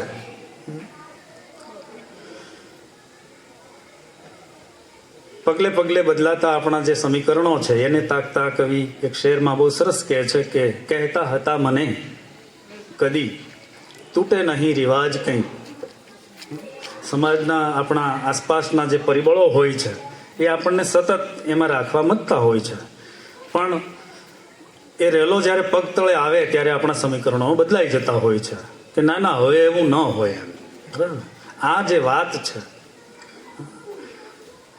એને કવિ બે પંક્તિના શેરમાં સરસ રીતે કહે છે. કહેતા હતા મને કદી તૂટે નહીં રિવાજ કંઈ. આ તૂટે નહીં રિવાજ ઇન્વર્ટેડ કોમામાં છે, અવતરણમાં છે. એ જ હવે કહે છે કે બોલ્યા કરે સમાજ કંઈ. એ જ હવે કહે છે કે બોલ્યા કરે સમાજ કંઈ. તો એક શેરમાં બહુ સાદગી સાથે સંકુલતા સિદ્ધ કરે છે. આમ વાંચો તો તમને બહુ સાદો શેર લાગે, પણ ઘણો સંકુલ છે. ટૂંકી બહેરની ગઝલ છે. કોઈ ઘર દ્વાર વગર હોય નહીં, કોઈ ઘર દ્વાર વગર હોય નહીં, હોય જ ન શકે ને. બહુ સીધું સાદું બયાન છે. કોઈ ઘર દ્વાર વગર હોય નહીં, મિત્રતા પ્યાર વગર હોય નહીં. પાઘડીનો વળ છેડે પછીના શેરમાં છે, વાત આ તારી અને મારી છે, વાત આ તારી અને મારી છે, તેજ અને અંધાર વગર હોય નહીં. આ તેજ અને અંધાર શબ્દોના અર્થો સાહિત્યમાં જુદા છે. આ અજ્ઞાનતા ને અજવાળાની વાત નથી, તેજ અને તિમિરની વાત છે. બરાબર? તો તેજ અને અંધાર વગર હોય નહીં. જે પાયાની મૂળભૂત વસ્તુ છે સાયકોલોજીકલ, એના વગર આ બધું શક્ય જ નથી. આપણે જાતિતા કે સેક્સની બાબતમાં જે આંકડા કાન કરીએ છીએ, પણ એના વગર તો જગત જ શક્ય નથી. કોઈ તરફ લાગણી પણ શક્ય નથી. તો એ વાત કેટલી ગહન છે કે તેજ અને અંધાર વગર આ બધું હોય નહીં. અને એક વાત બહુ સરસ રીતે આ કવિ કહે છે. આપણે રામ લખનમાં 1 2 का 4 જોયું, અને હવે તો આપણા જમાનામાં જોઈએ છીએ. બરાબર? આપણી આસપાસ પણ જોઈએ છીએ. પણ આ કવિ એની સરળતાનો નિર્દેશ કરતા એમ કહે છે કે ના કર્યો 2 ને 2 નો સરવાળો, ના કર્યો 2 ને 2 નો સરવાળો, 2 ગુણ્યા 2 કર્યા ને 4 થયા, 2 ગુણ્યા 2 કર્યા ને 4 થયા. ને હું અનુસ્વારમાં બહુ કાચો, હું અનુસ્વારમાં બહુ કાચો, તમને એથી ઘણા તુકાર થયા. આ તુકારની પાછળ એની ભાવના તો બહુ ભોળી છે. અનુસ્વારમાં કાચો હોવાને કારણે થયા. હું અનુસ્વારમાં બહુ કાચો, તમને એથી બહુ તુકાર થયા. ને આ શેર તો તમે બધા અહીંયા બેઠા છો એટલે જાણો છો. શૈલેષભાઈ અહીંયા ક્યારેક રજૂ પણ થયા છે. દહીં રોટલી ખાઈ મોટા થયા. આ મોટા થવાની મોકાણ જે છે ને એ સૌ કોઈને કનડે એવી છે. દહીં રોટલી ખાઈને મોટા થયા, ને અભરકા પછી જ ખોટા થયા. આ બધું જે થયું એ મોટા થયા પછીની જ, અભરખા પછી જ ખોટા થયા. એક શેર મને બહુ ગમ્યો એ, અને ઘણો સંકુલ અને સૂક્ષ્મ છે. આપણે કોઈકથી કશુંક છુપાવીને પછી જે ભાર વેઢારતા હોઈએ, આપણે એક ખોટને કે એક જૂઠને છુપાવવા માટે હજારો જૂઠનો આશ્રય લેતા હોઈએ, એનો ભાર આજનો માણસ જે રીતે વેઠતો હોય એને આ કવિ આબાદ રીતે એક પંક્તિમાં એક શેરમાં રજૂ કરે છે. એ શું કહે છે કે નથી ક્યારેય કરતો રાત વાસો એમની પાસે, નથી ક્યારેય કરતો રાત વાસો એમની પાસે, ફિકર છે થઈ જશે અંગત ખુલાસો એમની પાસે. જે ધરવીને બેઠા હોઈએ આપણે, હું એટલે ત્યાં રાતવાસો નથી કરતો, ફિકર છે થઈ જશે અંગત ખુલાસો એમની પાસે. અને આપણી જે નિષ્ઠુરતા છે કે આપણું માણસ હોવાનું જે દારિદ્ર્ય છે એને આ કવિ કેવી રીતે રજૂ કરે છે. એક સરસ કલ્પનથી આખી વાત મૂકે છે. નથી ક્યારેય કરતો, ઈશ્વરથી ડરી બેક ગરીબોને કરે દાન. આ બધા આપણા દાતાઓ ને સમજવા જેવો શહેર છે. ઈશ્વરથી, હા, ધર્મનો ભય તો આપણી પાસે સદીઓથી છે. ઈશ્વરનો પણ આપણને ડર જ બતાવવામાં આવ્યો છે, અને એ ડરના મારે આપણે આ બધું કરીએ છીએ. આ સીધું નિરીક્ષણ છે. ઈશ્વરથી ડરી બે ગરીબોને કરે દાન, એમાંય નથી હોતી અમીરાય કોઈ વાર, એમાંય નથી હોતી અમીરાય કોઈ વાર. તો આવા બધા શેર આપણે શૈલેષભાઈના આ સંગ્રહમાંથી રજૂ કરીએ તો કર્યા જ કરીએ. એટલા બધા અદ્ભુત શેર અહીં છે ને બાજુ પર રાખીને મેં તો બહુ સમીક્ષાત્મક આખો લેખ 7 પાનાનો ટાઈપ કર્યો છે. એમાંની આ થોડી ઘણી હાઇલાઇટ માત્ર છે. પહેલું તો બહુ અઘરી ભાષામાં હોય લેખમાં, તો અમારી વિવેચકી ભાષામાં હોય, એટલે મેં ખાલી શેરનો જ આધાર લીધો, વાત મેં મોઢે કરી છે. છેલ્લી એક વાત મારે એના ભાવ જગતમાં ના સંદર્ભમાં કરીને પછી મારે વાતને વિરામ તરફ લઈ જવી છે. આ કવિ ગીર અને ગિરનારની ગોદમાં હોય અને એનો પ્રભાવનો એક પણ શેર ન હોય એવું તો શું બને? આપણી પાસે એની પરંપરા છે આખી. મનોજ ખંડેરિયાથી માંડીને શ્યામ સાધુ કે રાજેન્દ્ર શુક્લ સુધી, જેમાં ગિરનાર અને એનો પ્રભાવ આવતો હોય, તો આ યુવા કવિએ પણ પ્રભાવ ઝીલ્યો છે એમ નહીં, ગિરનારે પ્રભાવ પાડ્યો છે. અને એમ કે દત્ત દાતારના નાદનો જય થયો, દત્ત દાતારના નાદનો જય થયો, ધર્મનો ધર્મ સાથે સમન્વય થયો. આ જે દૃશ્ય છે સામે, એ વાતને કેટલી કાવ્યાત્મક રીતે મૂકે છે. ધર્મનો ધર્મ સાથે સમન્વય થયો.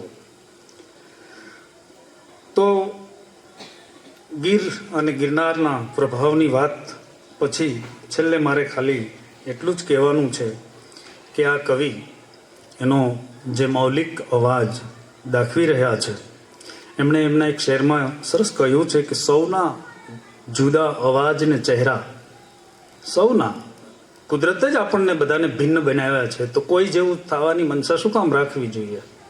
આ મૌલિક અવાજ માટેની આ સમજ આ કવિ પાસે અત્યારથી છે ને એ સમજનો આ સાક્ષી પૂરે છે, એની શાહિદી આપે છે આ શેર. એમ કહે છે કે સૌના જુદા અવાજ ને ચહેરા, તો પછી અન્ય જેમ શું થવું? અન્ય જેવું થવું જ નથી, એની એક પ્રતિબદ્ધતા, એનું એક કમિટમેન્ટ એમની ગઝલોમાં આપણને મળે છે ને આપણે સૌ ઈચ્છીએ કે એમને વળગી રહે અને એમનો મૌલિક અવાજ એ જાળવી રાખે. તો આવા બધા ભાવ યાત્રા સાથે છેલ્લે મારે ખાલી એટલું કહેવાનું છે કે એની ભાષાના વિશે મેં આખો બહુ મોટો પેરેગ્રાફ લખેલો છે, પણ હું વાંચતો નથી. છેલ્લું સમાપન માત્ર 2 લીટી વાંચીને હું મારી વાતને પૂરી કરું. મને લાગે છે કે મેં પૂરતો સમય લીધો છે. આપણા આ યુવા કવિ પાસે સમય છે અને ધૈર્ય પણ છે, એટલે જ તેઓ 7-8 વર્ષની કાવ્ય ઉપાસના પછી સંગ્રહ આપે છે.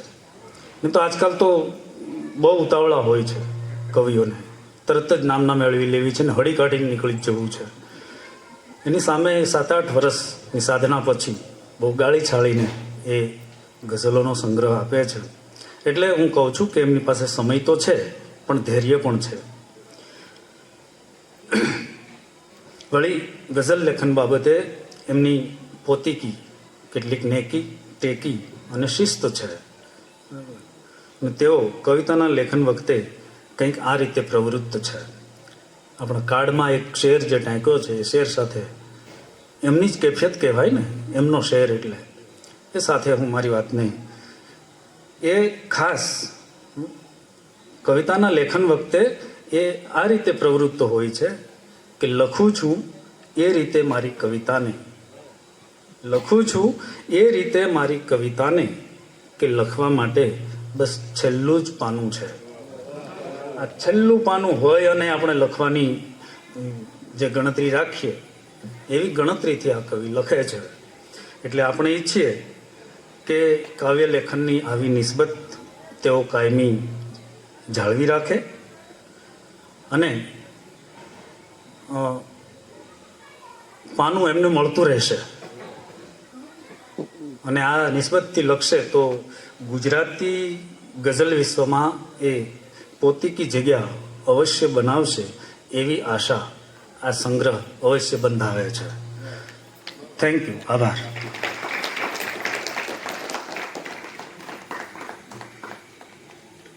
આભાર. ડૉક્ટર મકવાણા સાહેબ વિશે વાત કરી છે.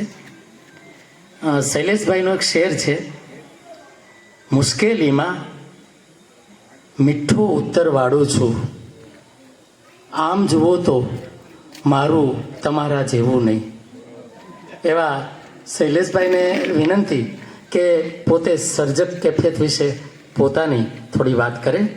શૈલેષભાઈ.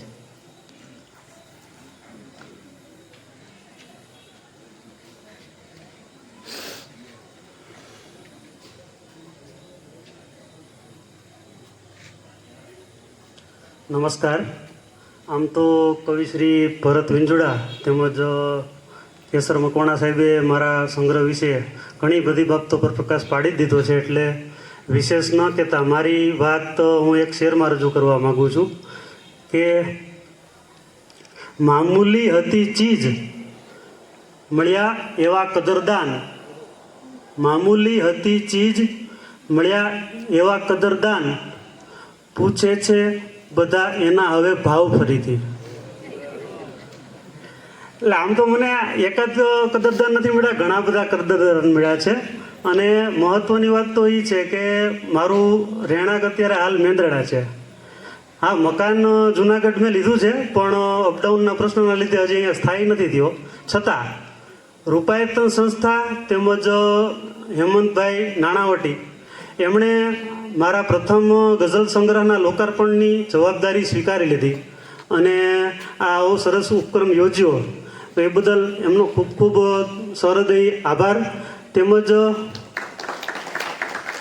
ઉર્વિશ વસાવડા સાહેબ, ભરતભાઈ, કેસર મકવાણા સાહેબ, રમેશ મહેતા સાહેબ, મિલિંદભાઈ, હિતેન્દ્રભાઈ, જગદીપ નાણાવટી સાહેબ, દિનેશભાઈ, અજયભાઈ, મારો નાનો ભાઈ જીતેન્દ્ર, મહેન્દ્રસિંહ પઢિયાર, અને એથી વિશેષ આપ સૌ આ કાર્યક્રમમાં અત્યારે હાજર રહ્યા અને આ કાર્યક્રમને લોકાર્પણ વિધિ છે એમાં હાજર રહી અને આવી સરસ રીતે તમે જે સફળ થયો મારો કાર્યક્રમ, તો એ બદલ હું આપ સૌનો ખૂબ ખૂબ આભાર માનું છું અને મારા શબ્દોને હું અહીં વિરામ આપું છું. અસ્તુ.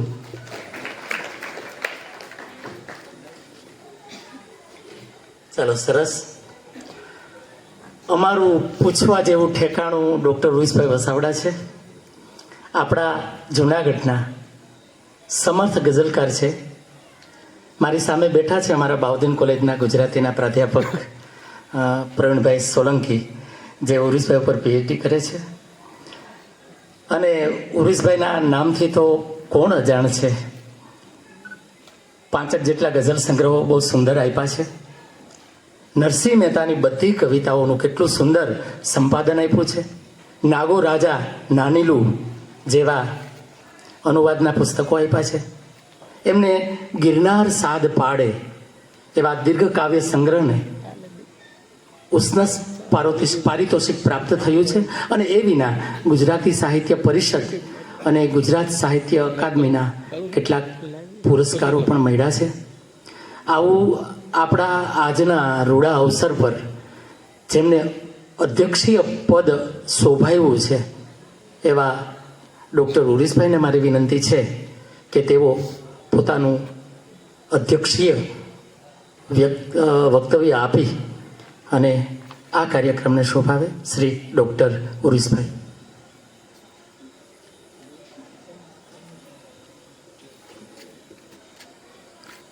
આદરણીય ભરતભાઈ, કેશરભાઈ, મિલિંદ, શૈલેષ, જયંતભાઈ,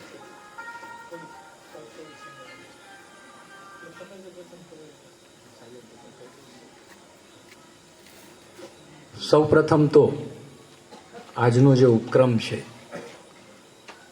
ભાઈ શ્રી શૈલેષ ગઢવીના ગઝલ સંગ્રહ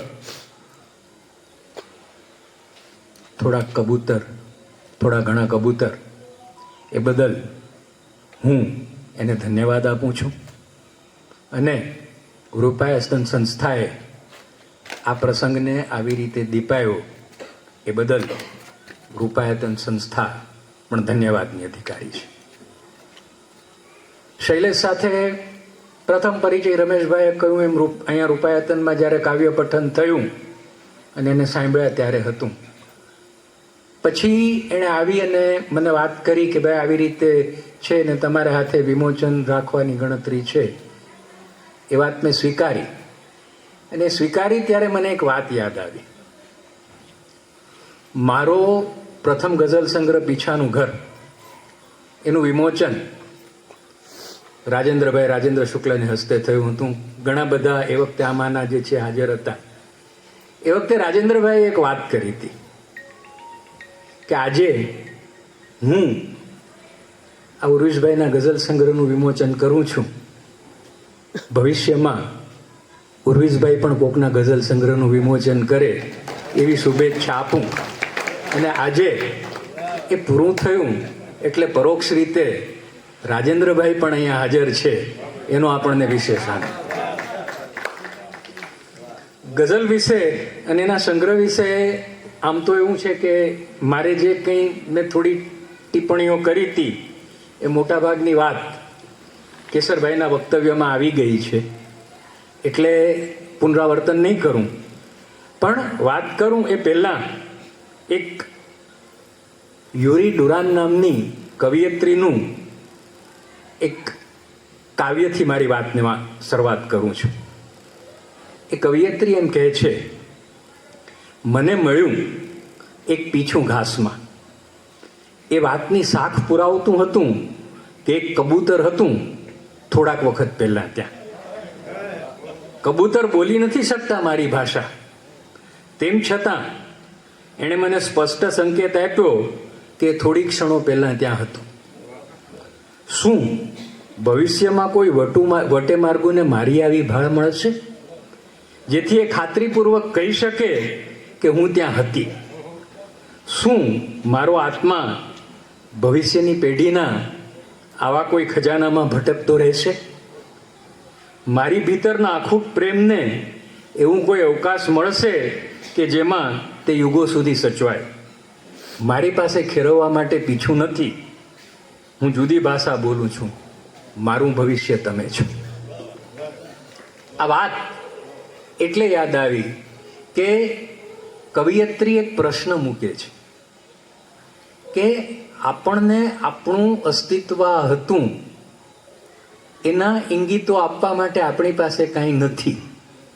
પણ આજે ભાઈ શ્રી શૈલેષ આ થોડા ઘણા કબૂતર લઈ અને કવિતાની કેડી ઉપર એણે પ્રથમ પગલું માંડ્યું છે ત્યારે એના સંગ્રહમાંથી પસાર થતાં એ વિશ્વાસ બેસે છે કે ભવિષ્યના કવિતાના કોઈક ભાવકને, કવિતાના કોઈક આરાધકને આ કેડી ઉપર શૈલેષ ગઢવી નામનું એક અસ્તિત્વ છે, એક પગલું છે, એક પીછું છે, એની સુપેરે જાણ થાય એવો વિશ્વાસ થાય છે. એટલે એક સરસ સંગ્રહ આપ્યો છે. બધાને હું વિનંતી કરું કે આમાંથી પસાર થવા જેવું છે. કેશરભાઈએ કીધું એમ ઘણી બધી સાધ્યન સુંદર ગઝલો આપણને આ સંગ્રહમાં મળે છે. તો ક્યારેક જે અમુક રદીફમાં એમ કે બે ગઝલો છે, એક ગઝલનો રદીફ છે હાથમાં આવે અને હાથમાં નહીં આવે. આ બે રદીફ સામસામાના અને છતાં બંને રદીફ બહુ સરસ રીતે એણે ગઝલમાં રખાયા છે. આ જે શેર કેશરભાઈએ કહ્યો એ મસ્તીએ ચડી જાય છે તન્હાઈ કોઈ વાર, હિન્દીમાં લખ્યું યાદ તેરી આઈ કોઈ વાર. આ અને આ એક સરસ શેર, ખાનગી વાત કાનમાં કહેતા એમણે શ્વાસથી અડી લીધું. આજે એક નજાકત છે. હા, કોઈને કેવું નથી એવું નથી, સેજ જો નજદીક આવે તો કહું, રાજેન્દ્રભાઈ કહે છે. આ એક શ્વાસથી અડવાની જે વાત છે એ બહુ નજાકતથી ઘણા બધા છે કે પ્રવાહથી આગળ નામની ગઝલની અંદર બધા જ ઉર્દુ કાફિયા બહુ સરસ રીતે એમણે નિભાવ્યા છે. એટલે કવિ પાસે વિષય વૈવિધ્ય છે, અભિવ્યક્તિની તીવ્રતા એ છે, અને કવિતા નામના પદાર્થની અને ગઝલની ઘણી બધી સમજણ પણ આ સંગ્રહમાંથી પસાર થતાં દેખાય છે. આ એનું કવિતાની કેડીએ પ્રથમ પગલું છે. રમેશભાઈએ કહ્યું તેમ આ કાવ્યની બીજ છે એણે મનોજભાઈની ભાષામાં કહું તો નમેલી પાપણ ખોલવાની જ છે કે જેથી કરી અને બીજમાંથી પૂનમ થશે. અલબત્ત જરાક વારમાં આંફી ગયા ને થાકી ગયા છે વાત એમ કે તેઓ કદીક દોડે છે. આ વાત થોડાક લપસણા શેરથી જો બચશે તો આપણને મને પૂરી શ્રદ્ધા છે કે જૂનાગઢની ગિરનારી પરંપરામાં હજી બહાદુર શાહ જફર નથી આવ્યા. નવા નવા નામો ઉમેરાતા જાય છે, એ ઉમેરાતા જશે. અને આજે શૈલેષ ગઢવી નામનું એક નવું નામ ઉમેરાણું, એનો આનંદ છે, રાજીપો છે. ભવિષ્યની અંદર જેમ અત્યારે મનોજભાઈ કે રાજેન્દ્રભાઈ કે શ્યામ જૂનાગઢની ઓળખ છે, એમ 20-25 વર્ષ પછી જૂનાગઢની કવિતામાં ની ઓળખમાં શૈલેષનું નામ પણ ઉમેરાય એવી પરમ કૃપા પરમાત્માને અને નરસિંહને પ્રાર્થના કરી અને ખૂબ ખૂબ શુભેચ્છા આપી અને વિરમું છું. આભાર. ડૉક્ટર ઉર્વિશભાઈનો ખૂબ ખૂબ આભાર. ગોવિંદ ગઢવી સ્મિથનો 2 ગઝલના શેર છે. પથ્થરોને આજ વાચા ફૂટશે, મૌન સદીઓથી રહેલું છૂટશે. પથ્થરોને આજ વાચા ફૂટશે, મૌન સદીઓથી રહેલું છૂટશે. શબ્દનો અવતાર થાશે અબગડી, વ્યર્થના બંધન પછીથી છૂટશે. એટલે લોકાર્પણ વિધિ સંદર્ભે આ સરસ શેર હતો અને આપણે રજૂ કર્યો. આપણે હવે કાર્યક્રમના સમાપન તરફ જઈ રહ્યા છીએ ત્યારે આભાર વિધિ પણ મારે જ કરવાની છે. એટલે મંચસ્થ મહાનુભાવો અને અહીં ઉપસ્થિત સર્વ કાવ્ય રસિક મિત્રોને અમે હૃદયપૂર્વક આભાર માનીએ છીએ કે આપણા કિંમતી સમયને પણ અહીં શૈલેષભાઈને પ્રોત્સાહિત કરવા ઉપસ્થિત થયા છો, ત્યારે આપ સૌનો આભાર. અને છેલ્લો એક શેર રજૂ કરી અને હું મારું વક્તવ્ય પૂરું કરું છું. આભારરૂપ શેર તો મારે મરીઝનો જ બોલવાનો છે કે બસ એટલી સમજ મને પરવરદિગાર દે, સુખ જ્યારે જ્યાં મળે ત્યાં સૌનો વિચાર દે. અને એમનો બીજો શેર છે કે સૌ પથ્થરોનો બોજ તો ઉચકી લીધો તમે, અમને નમાવવા હોય તો ફૂલોનો ભાર દે. હવે આ કાર્યક્રમ આપણે અહીંયા સંપન્ન કરીએ છીએ. સાથે સાથે અને બીજી સેશન કાવ્યપાઠ માટે હું અહીં મહેન્દ્રસિંહ પઢિયાર મરમી અને કવિશ્રી જયદીપ નાણાવટી સાહેબને પણ વિનંતી કરું છું કે તેઓ આવે. અને હવે બીજું સેશન આપણા મિલિંદભાઈ ગઢવી સંભાળે છે. Thank you very much. કવિ સંમેલન પછી મોટાભાગે ભોજન જરૂરી બનતું હોય છે, એટલે એની વ્યવસ્થા પણ સુપેરે હેમંતભાઈએ કરી છે.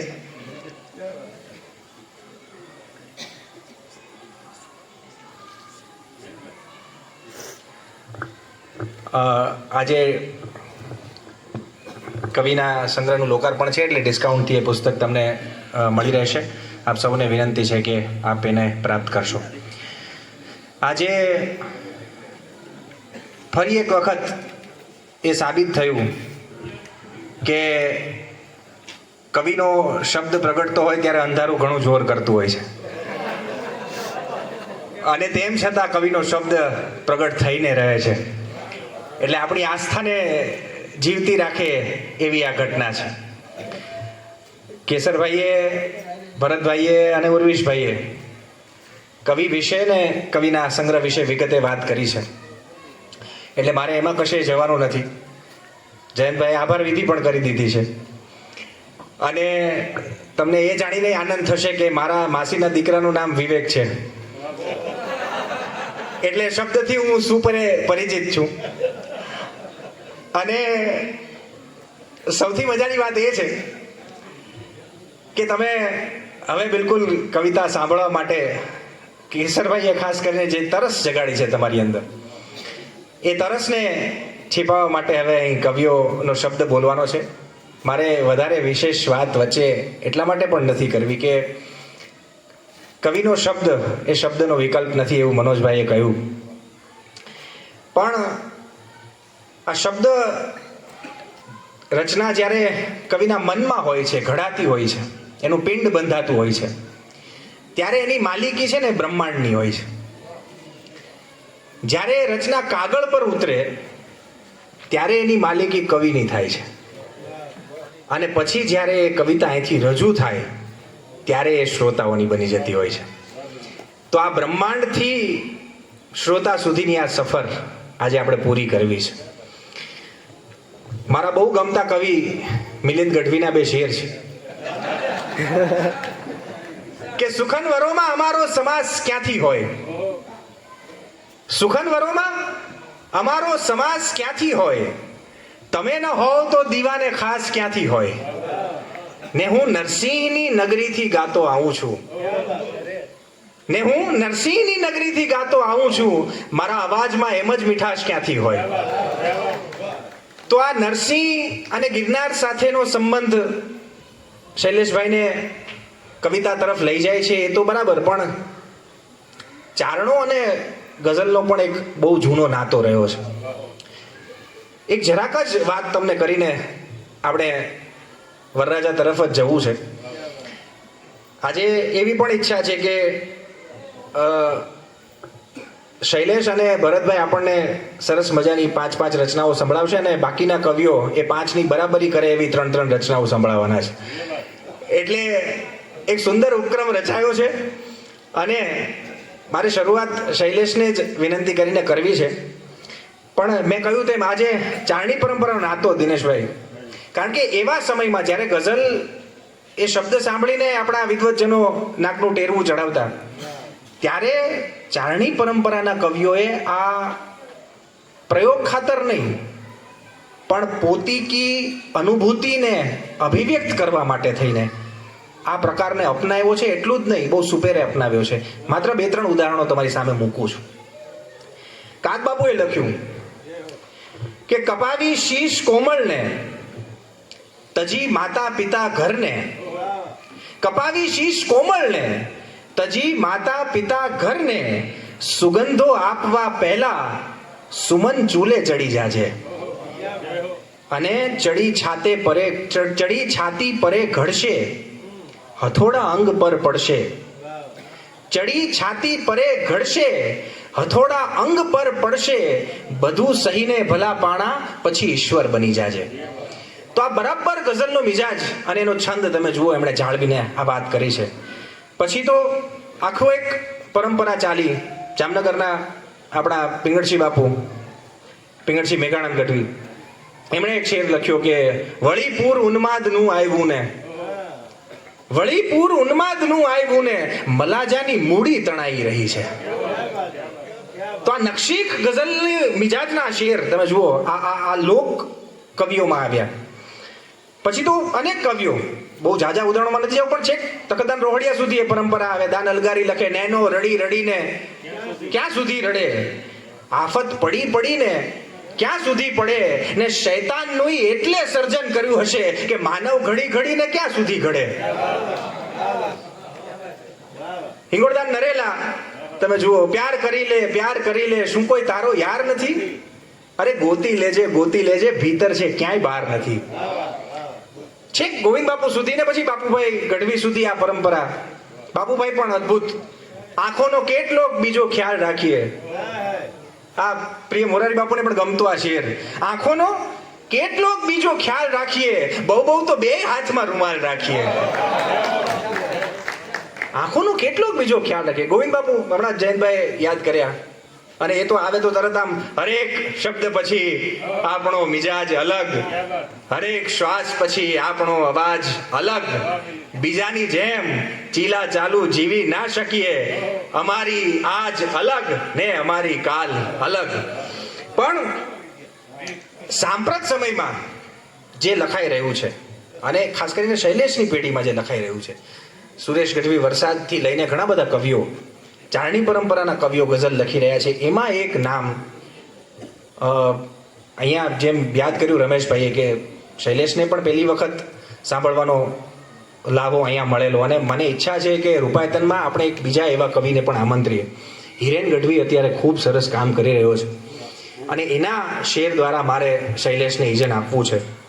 તમે જુઓ આ કવિતા જે અત્યારે લખાઈ રહી છે એ કયા સ્તરે લખાઈ રહી છે. હિરેન લખે કે લય તાલ સ્વરમાં હોઈએ, બીજું શું જોઈએ. લય તાલ સ્વરમાં હોઈએ, બીજું શું જોઈએ. આઠે પ્રહરમાં હોઈએ, બીજું શું જોઈએ.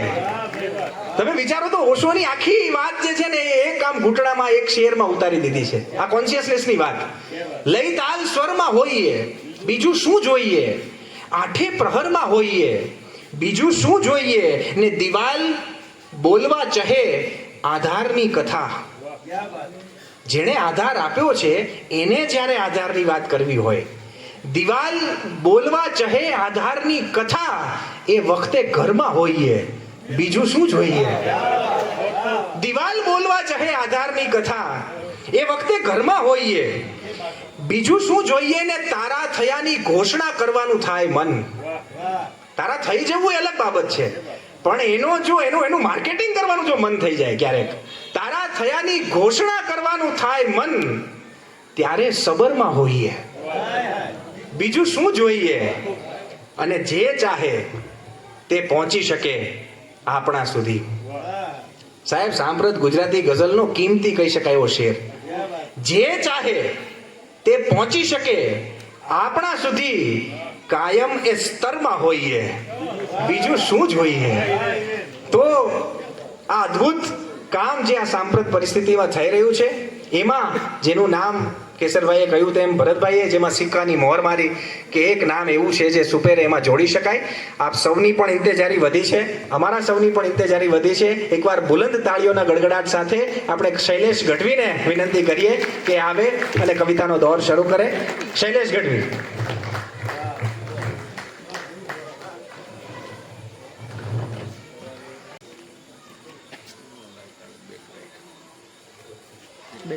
વધુ સમય ન લેતા હવે ગઝલથી શરૂ કરું છું સીધું.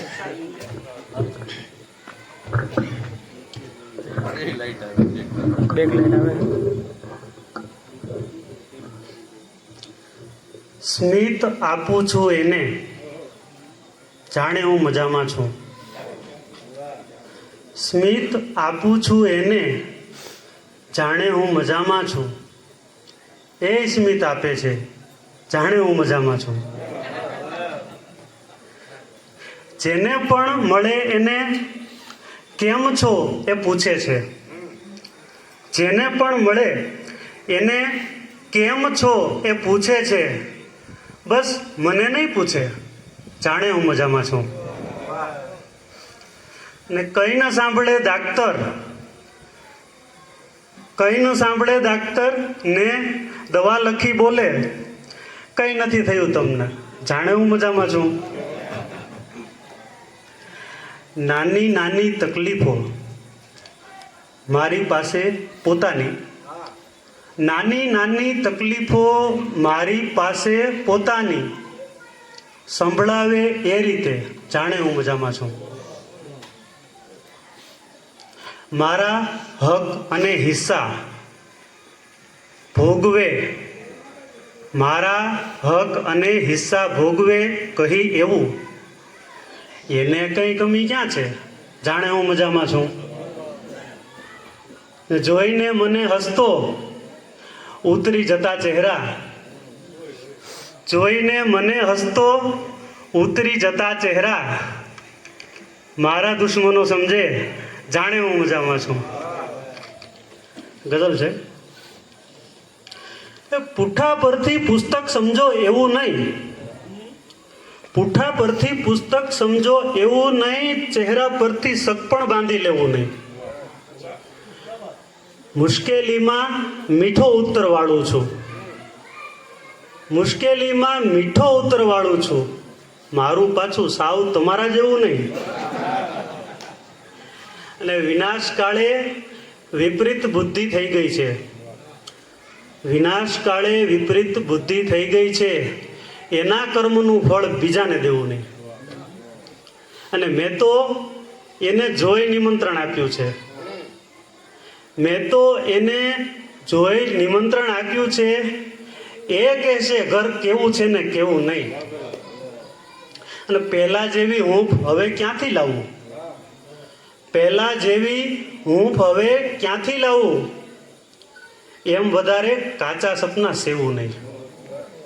અને માળો છોડી જાઓ એ પહેલા જાણી લે, માળો છોડી જાઓ એ પહેલા જાણી લે, ઉડી પાછું આવે આ પારે એવું નહીં. ગઝલ છે. પ્રત્યક્ષ ના મળો તો કોઈ કામ પણ નથી, પ્રત્યક્ષ ના મળો તો કોઈ કામ પણ નથી, ના આ તરફ વળો તો કોઈ કામ પણ નથી. સામે જ છું તમારી અને એકલો જ છું, સામે જ છું તમારી અને એકલો જ છું, ટોળામાં જો ભળો તો કોઈ કામ પણ નથી. અને દીવો ઠરી જવાની સ્થિતિમાં છે આ તરફ, દીવો ઠરી જવાની સ્થિતિમાં છે આ તરફ, છેટેથી ઝળહળો તો કોઈ કામ પણ નથી. અને જેવા તમે છો વ્યસ્ત હું એવો જ વ્યસ્ત છું, જેવા તમે છો વ્યસ્ત હું એવો જ વ્યસ્ત છું, થોડા હળો મળો તો કોઈ કામ પણ નથી.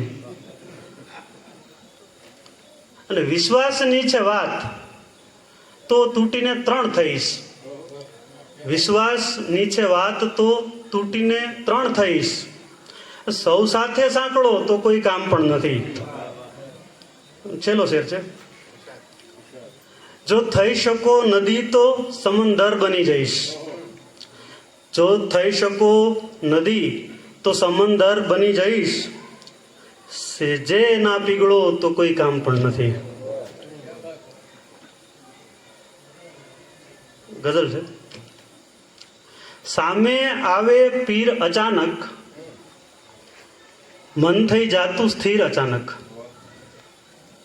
સામે આવે પીર અચાનક, મન થઈ જાતું સ્થિર અચાનક, તારા હાથે બની રસોઈ બદલી ગઈ તાસીર અચાનક. ના કહેવાની કરી છે હિંમત, ના કહેવાની કરી છે હિંમત, તૂટી છે જંજીર અચાનક. અને એના મુખથી શબ્દો લાગ્યા, એના મુખથી શબ્દો લાગ્યા, મધપાયેલા તીર અચાનક. અને હસતા લોકો હું આવ્યો ને, હસતા લોકો હું આવ્યો ને, બની ગયા ગંભીર અચાનક. ને એણે આજે સ્મિત કર્યું છે,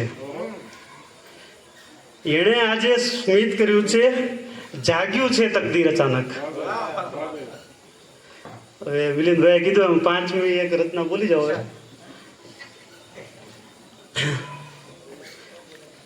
કેવી રીતે કહું કે તમે ખાસ કેટલા, કેવી રીતે કહું કે તમે ખાસ કેટલા, આવ્યા કરો છો યાદ અનાયાસ કેટલા.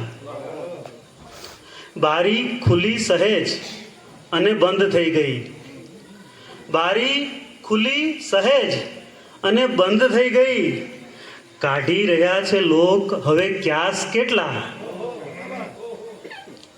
એકાંતમાં ન એકલો પડવા દે એ મને, એકાંતમાં ન એકલો પડવા દે એ મને, મળતા નથી ને તોય રહે પાસ કેટલા.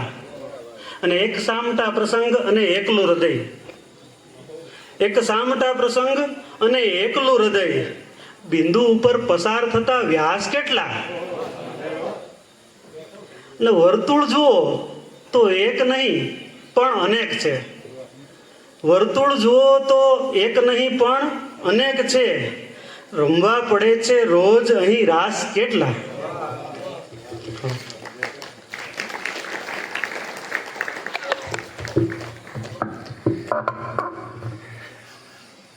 થોડા ઘણા કબૂતરમાંથી આ 5 તમારી સમક્ષ રજૂ થયા. આમ તો ગઝલ એટલે પ્રેમિકા સાથે, પ્રિયતમા સાથેની ગુફ્તગુ, પ્રિયતમા સાથેની વાતચીત. પછી આ બધા આધુનિક કવિઓ આવ્યા અને પત્ની સાથેની વાતચીતો પણ ગઝલમાં આવી, એ અલગ વાત છે. પણ મૂળ એનો સ્વભાવ પ્રિયતમા સાથેની વાતચીતનો છે. અને મુનશી અમીર મીનાઈ એટલે તમને આમ તરત યાદ ના આવે તો કહું, જગજીતજીની પેલી બહુ જાણીતી ગઝલ, वो बेदर्दी से सर काटे अमीर और मैं कहूँ उनसे हुजूर आहिस्ता आहिस्ता जनाब आहिस्ता आहिस्ता. એ અમીર મીનાઈ અને દાગ દહેલવી એ બંને કન્ટેમ્પરરી, એ બંને સાથે કવિતાઓ અને મુશાયરામાં પણ સાથે જાય ને પછી બને એવું કે અમીર સાહેબને બહુ દાદ મળે નહીં અને દાગ દહેલવી તો આમ ગજાવી નાખે એવા કવિ. એટલે દરેક વખતે મુશાયરો પૂરો થાય ને પછી અમીરને જરા એમ થાય કે આજે આમ બરાબર વાત જામી નહીં એમ. એટલે પછી દર વખતે પૂછે દાગને. એટલે એક દિવસ આમ બેઠા હશે ને પૂછ્યું કે ભાઈ દાગ, આ તમારી ગઝલ જેવી નાજુકાઈ ને બારીકાઈ મારી ગઝલમાં કેમ નથી આવતી? આ તમને આટલી દાદ મળે ને મને કેમ નહીં એમ? એટલે ત્યારે દાગે વળતો સવાલ કર્યો કે જ્યારે ઘટાઓ છવાઈ જાય અને ઠંડી લહેરખીઓ તમને ઘેરી વળે ત્યારે મોસમનો તકાજો ધ્યાનમાં લઈને પૈમાનો હાથમાં લો છો? એટલે મુનશીજીએ કહ્યું, ભાઈ હું તો મીનાઈ એટલે આમ મોમીન માણસ છું અને મારાથી પીવાનું તો ત્યાં રહ્યું, મારાથી અડાય પણ નહીં એમ. એટલે ફરી દાગે બીજો સવાલ કર્યો કે ભાઈ તો મને એવું કહો કે શહેરની સાંજ જ્યારે રંગીન થઈ ઉઠી હોય અને તાજી હવામાં ચંપા અને ચમેલીની મહેક આવતી હોય ત્યારે તમારા પગ ક્યારેય કોઠા તરફ વળ્યા છે? એટલે ગુસ્સે થઈ ગયા કે તોબા તોબા, કેવી વાત કરો છો મારી સાથે. એટલે પછી દાગે કીધું કે તો પછી પત્નીને જોઈને તો એવી જ ગઝલો થઈ શકે જેવી તમે કરો છો. એટલે ગઝલના સત્યો બહુ જુદા હોય છે.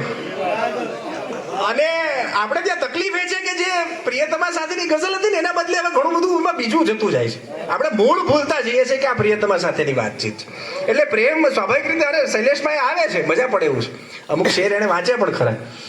અને એ જ આમ હું ઘણી વખત એવું કહેતો હોઉં છું કે દરેક વ્યક્તિ છે ને એ બાથરૂમમાં હોય, પુરુષની એક સ્વાભાવિક એક લાક્ષણિકતા છે કે એ જ્યારે બાથરૂમમાં હોય ને ત્યારે ગાયક બની જતો હોય છે અને જ્યારે બાલ્કનીમાં આવે ત્યારે કવિ પણ થઈ જતો હોય છે. મૂળ વાત પ્રેરણાઓની છે, એ મળતી રહેવી જોઈએ. તો અરે આપણે ત્યાં આમ કવિ સંમેલનોમાં મોટાભાગે કેસરભાઈએ પણ કહ્યું કે પેલી ધમાકેદાર એમ કે રચનાઓ અત્યારે જે બને છે, એટલે પેલું વાહવાહી માટેની જે રચનાઓ, મૂળ એમનો જે સંદર્ભ એ હતો કે તાળીઓ માટે લખાતી રચનાઓ, પણ એમાં પેલી કાવ્ય તત્વ એ છટકી જાય છે. અને ગઝલ છે એ લપસણો પ્રકાર. અને બને છે એવું મોટા ભાગે કે હવે તો મુશાયરાઓમાં કવિતાના નામ પર ગીત અને ગઝલ બે જ વંચાતા હોય છે. ગીતોય આમ તો બહુ ઓછા. અને અછાંદસ તો હવે એ જે લોકો ગઝલ નથી લખતા એ સંભળાવે, બાકી લગભગ હિંમત કરે એવું નથી કોઈ. પણ આપણે જે અમુક કવિઓ એમાંય સરસ કાવ્ય, એક નાનકડું અછાંદસ કહીને પછી આપણે કવિ તરફ જઈએ. વિપિન પરીખના અછાંદસમાંય પેલી ગઝલ જેવી ચોટ તમને જોવા મળે. અને આ પ્રેમના સંદર્ભની વાત કરું છું એટલે એ સંદર્ભની એક રચના મારે કહેવી છે. વિપિનભાઈ લખે છે કે રીટા મળી ગઈ આજે, સુંદર લાગતી હતી, શાળામાં હતા ત્યારે લાગતી એવી જ. એક પત્ર લખી રાખ્યો તો એને આપવા માટે, ત્યારે મને બહુ ગમતી, પણ કહેવાની હિંમત નહોતી થઈ. પત્ર આપવાની તો બિલકુલ ન થઈ. અચાનક શું સૂઝ્યું તે હું બોલી ઉઠ્યો, શાળામાં હતા ત્યારે તું મને બહુ ગમતી. એ હસી, ત્યારે હસતી તેવું જ. અને પછી બોલી, મૂરખ છે ને, પહેલા કેવું તું ને ત્યારે તુંય મને ખૂબ ગમતો. હવે આ જે ઉફ મોમેન્ટ જે સર્જાય છે આમાં, એ જે ચોટ સર્જાય છે, એ જ ગઝલની ચોટ છે. અને આવી ચોટ જે કવિમાં આપણને ઘણી બધી જગ્યાએ જોવા મળે એ આપણા જૂનાગઢના જ કવિ જયંત કોરડિયા કેવલ. એમની ગઝલનો એક શેર મને બહુ ગમે છે. આ ઉફ મોમેન્ટની વાત કરી રહ્યો છું કે ડાળખીને કળી સહજ આપી, મૌનની વાંસળી સહજ આપી, ને સાવ કાગળ ડૂચા દિવસ મારા, સાવ કાગળ ડૂચા દિવસ મારા, તે દિવાસળી સહજ આપી, અને માત્ર અમને જ લાગણી આપી, સાપને કાચળી સહજ આપી. તો આ કાચળીની જેમ આપણે આપણી લાગણીઓને ઉતારી નથી શકતા, એવી જે જોરદાર વાત કરી શકે છે. હું વિનંતી કરું જયંત કોરડિયા કેવલને આપની તાળીઓના વિવેક સાથે કાવ્યપાઠ માટે. જયંતભાઈ. શેર છે હેમંતભાઈ, નથી એકાંતમાં એકાંત જેવું આવવા દીધું, મને તે સાંજનું વાતાવરણ ક્યાં ભૂલવા દીધું. નથી એકાંતમાં એકાંત જેવું આવવા દીધું, મને તે સાંજનું વાતાવરણ ક્યાં ભૂલવા દીધું. ને ઘણીવાર ભીતોય પૂછે તમારા વિશે, ઘણીવાર હું વિચારું સહારા વિશે. ઘણીવાર ભીતોય પૂછે તમારા વિશે, ઘણીવાર હું વિચારું સહારા વિશે. કદી હાથ ચાવી ન લાગી, ના ખુલ્યું કદી, તમે બંધ તાળું જ રાખ્યું પટારા વિશે. કદી હાથ ચાવી ન લાગી, ના ખુલ્યું કદી, તમે બંધ તાળું જ રાખ્યું પટારા વિશે. ને ઓવાપણાનો ભાર ક્યાં ઉતારીએ છીએ, કેવળ ખમીસ ખીંટીએ ટીંગાડીએ છીએ. શેર છે આવશે ક્યારેક પંખી એ રાહમાં, ઝૂરી ઝૂરી ને ડાળખી સુકાઈ ગઈ. શેર છે હાથ જ્યાં ત્યાં જોડવા એ સારું નહીં, ને રાજ ખુદના ખોલવા એ સારું નહીં. બહારથી દેખાય ઘર એ ઘર વિશે હર ખૂણા ફંફોસવા એ સારું નહીં. ને આપણે એવું કશું ધાર્યું જ નહીં, આભ પણ તૂટી પડે જાણ્યું જ નહીં. આપણે એવું કશું ધાર્યું જ નહીં, આભ પણ તૂટી પડે જાણ્યું જ નહીં. ને હાથમાં કાંટા ઉગ્યા ઉગે જ નહીં, હાથમાં કાંટા ઉગ્યા ઉગે જ ને કોઈ કોમળ. ને ડાબે જમણે સૌ કોઈ જાણે, વચ્ચે રાખ્યા ગાડા સંતો, ને બહાર બધુંય બાન કર્યું, અંદર દીધા તાળા સંતો. બહાર બધુંય બાન કર્યું, અંદર દીધા તાળા સંતો. ને નીત દીવો પેટાઈએ એમ કાંઈ થાય ના અજવાળા સંતો.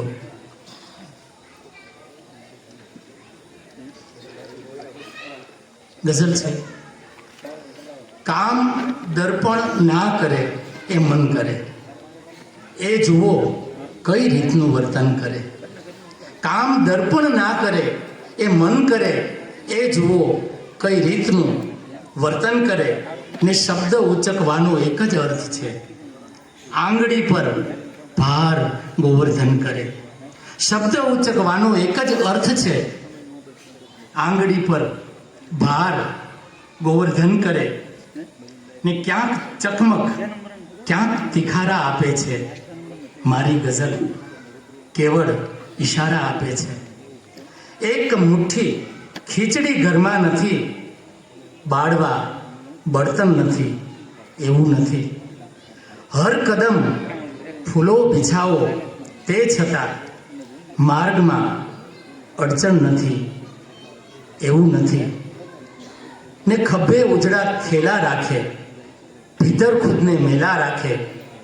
ઊભા જે કોઈ આધારો લે એ સૌને અટકેલા રાખે. ને શેર છે એ જ છેવટે છીંડા પાડે, જે વાડાબંધી પેલા રાખે. Thank you.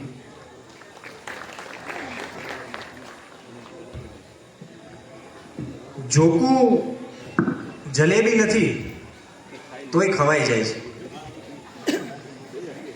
આંખો તળાવ નથી તોય ભરાઈ જાય છે,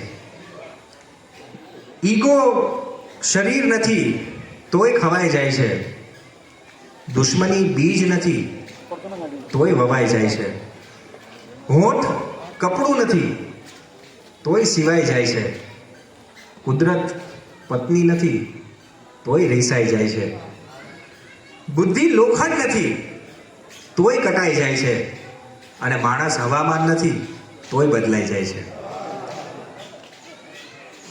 આ નવી કલમો જે કામ કરી રહી છે, તમે જુઓ, ભાવેશ ભટ્ટ એક બાજુ એમ લખે કે કોઈ ક્યારેય ઉદાસ ન થાય, ને થાય તો મારી આસપાસ ન થાય. કોઈ ક્યારેય ઉદાસ ન થાય ને થાય તો મારી આસપાસ ન થાય, ને એક દી સૂર્ય ના ઉગ્યો તો થયું ક્યાંક મારી ઉલટ તપાસ ન થાય. એક દી સૂર્ય ના ઉગ્યો તો થયું ક્યાંક મારી ઉલટ તપાસ ન થાય, ને જો વીતે આપના વિચાર વગર, જો વીતે આપના વિચાર વગર એ દિવસ મનનો ઉપવાસ ન થાય. જો વીતે આપના વિચાર વગર એ દિવસ મનનો ઉપવાસ ન થાય, ને રોજ ઈશ્વરની હું પરીક્ષા લઉં. ઈશ્વર આપણી પરીક્ષા કરતો હોય એવું આપણે કાયમ કહીએ. આ કવિ જરા એમ કહે છે કે રોજ ઈશ્વરની હું પરીક્ષા લઉં, ને એમ ઈચ્છું કે નપાસ ન થાય. પણ આમ તો મોટા ભાગે શરૂઆતમાં હેમંતભાઈએ કહ્યું ને કે ભાઈ કવિઓ નહીં દેખાય તો ચાલશે, એના શબ્દો સંભળાય એટલે ઘણું છે. આમ તો મોટા ભાગે એવું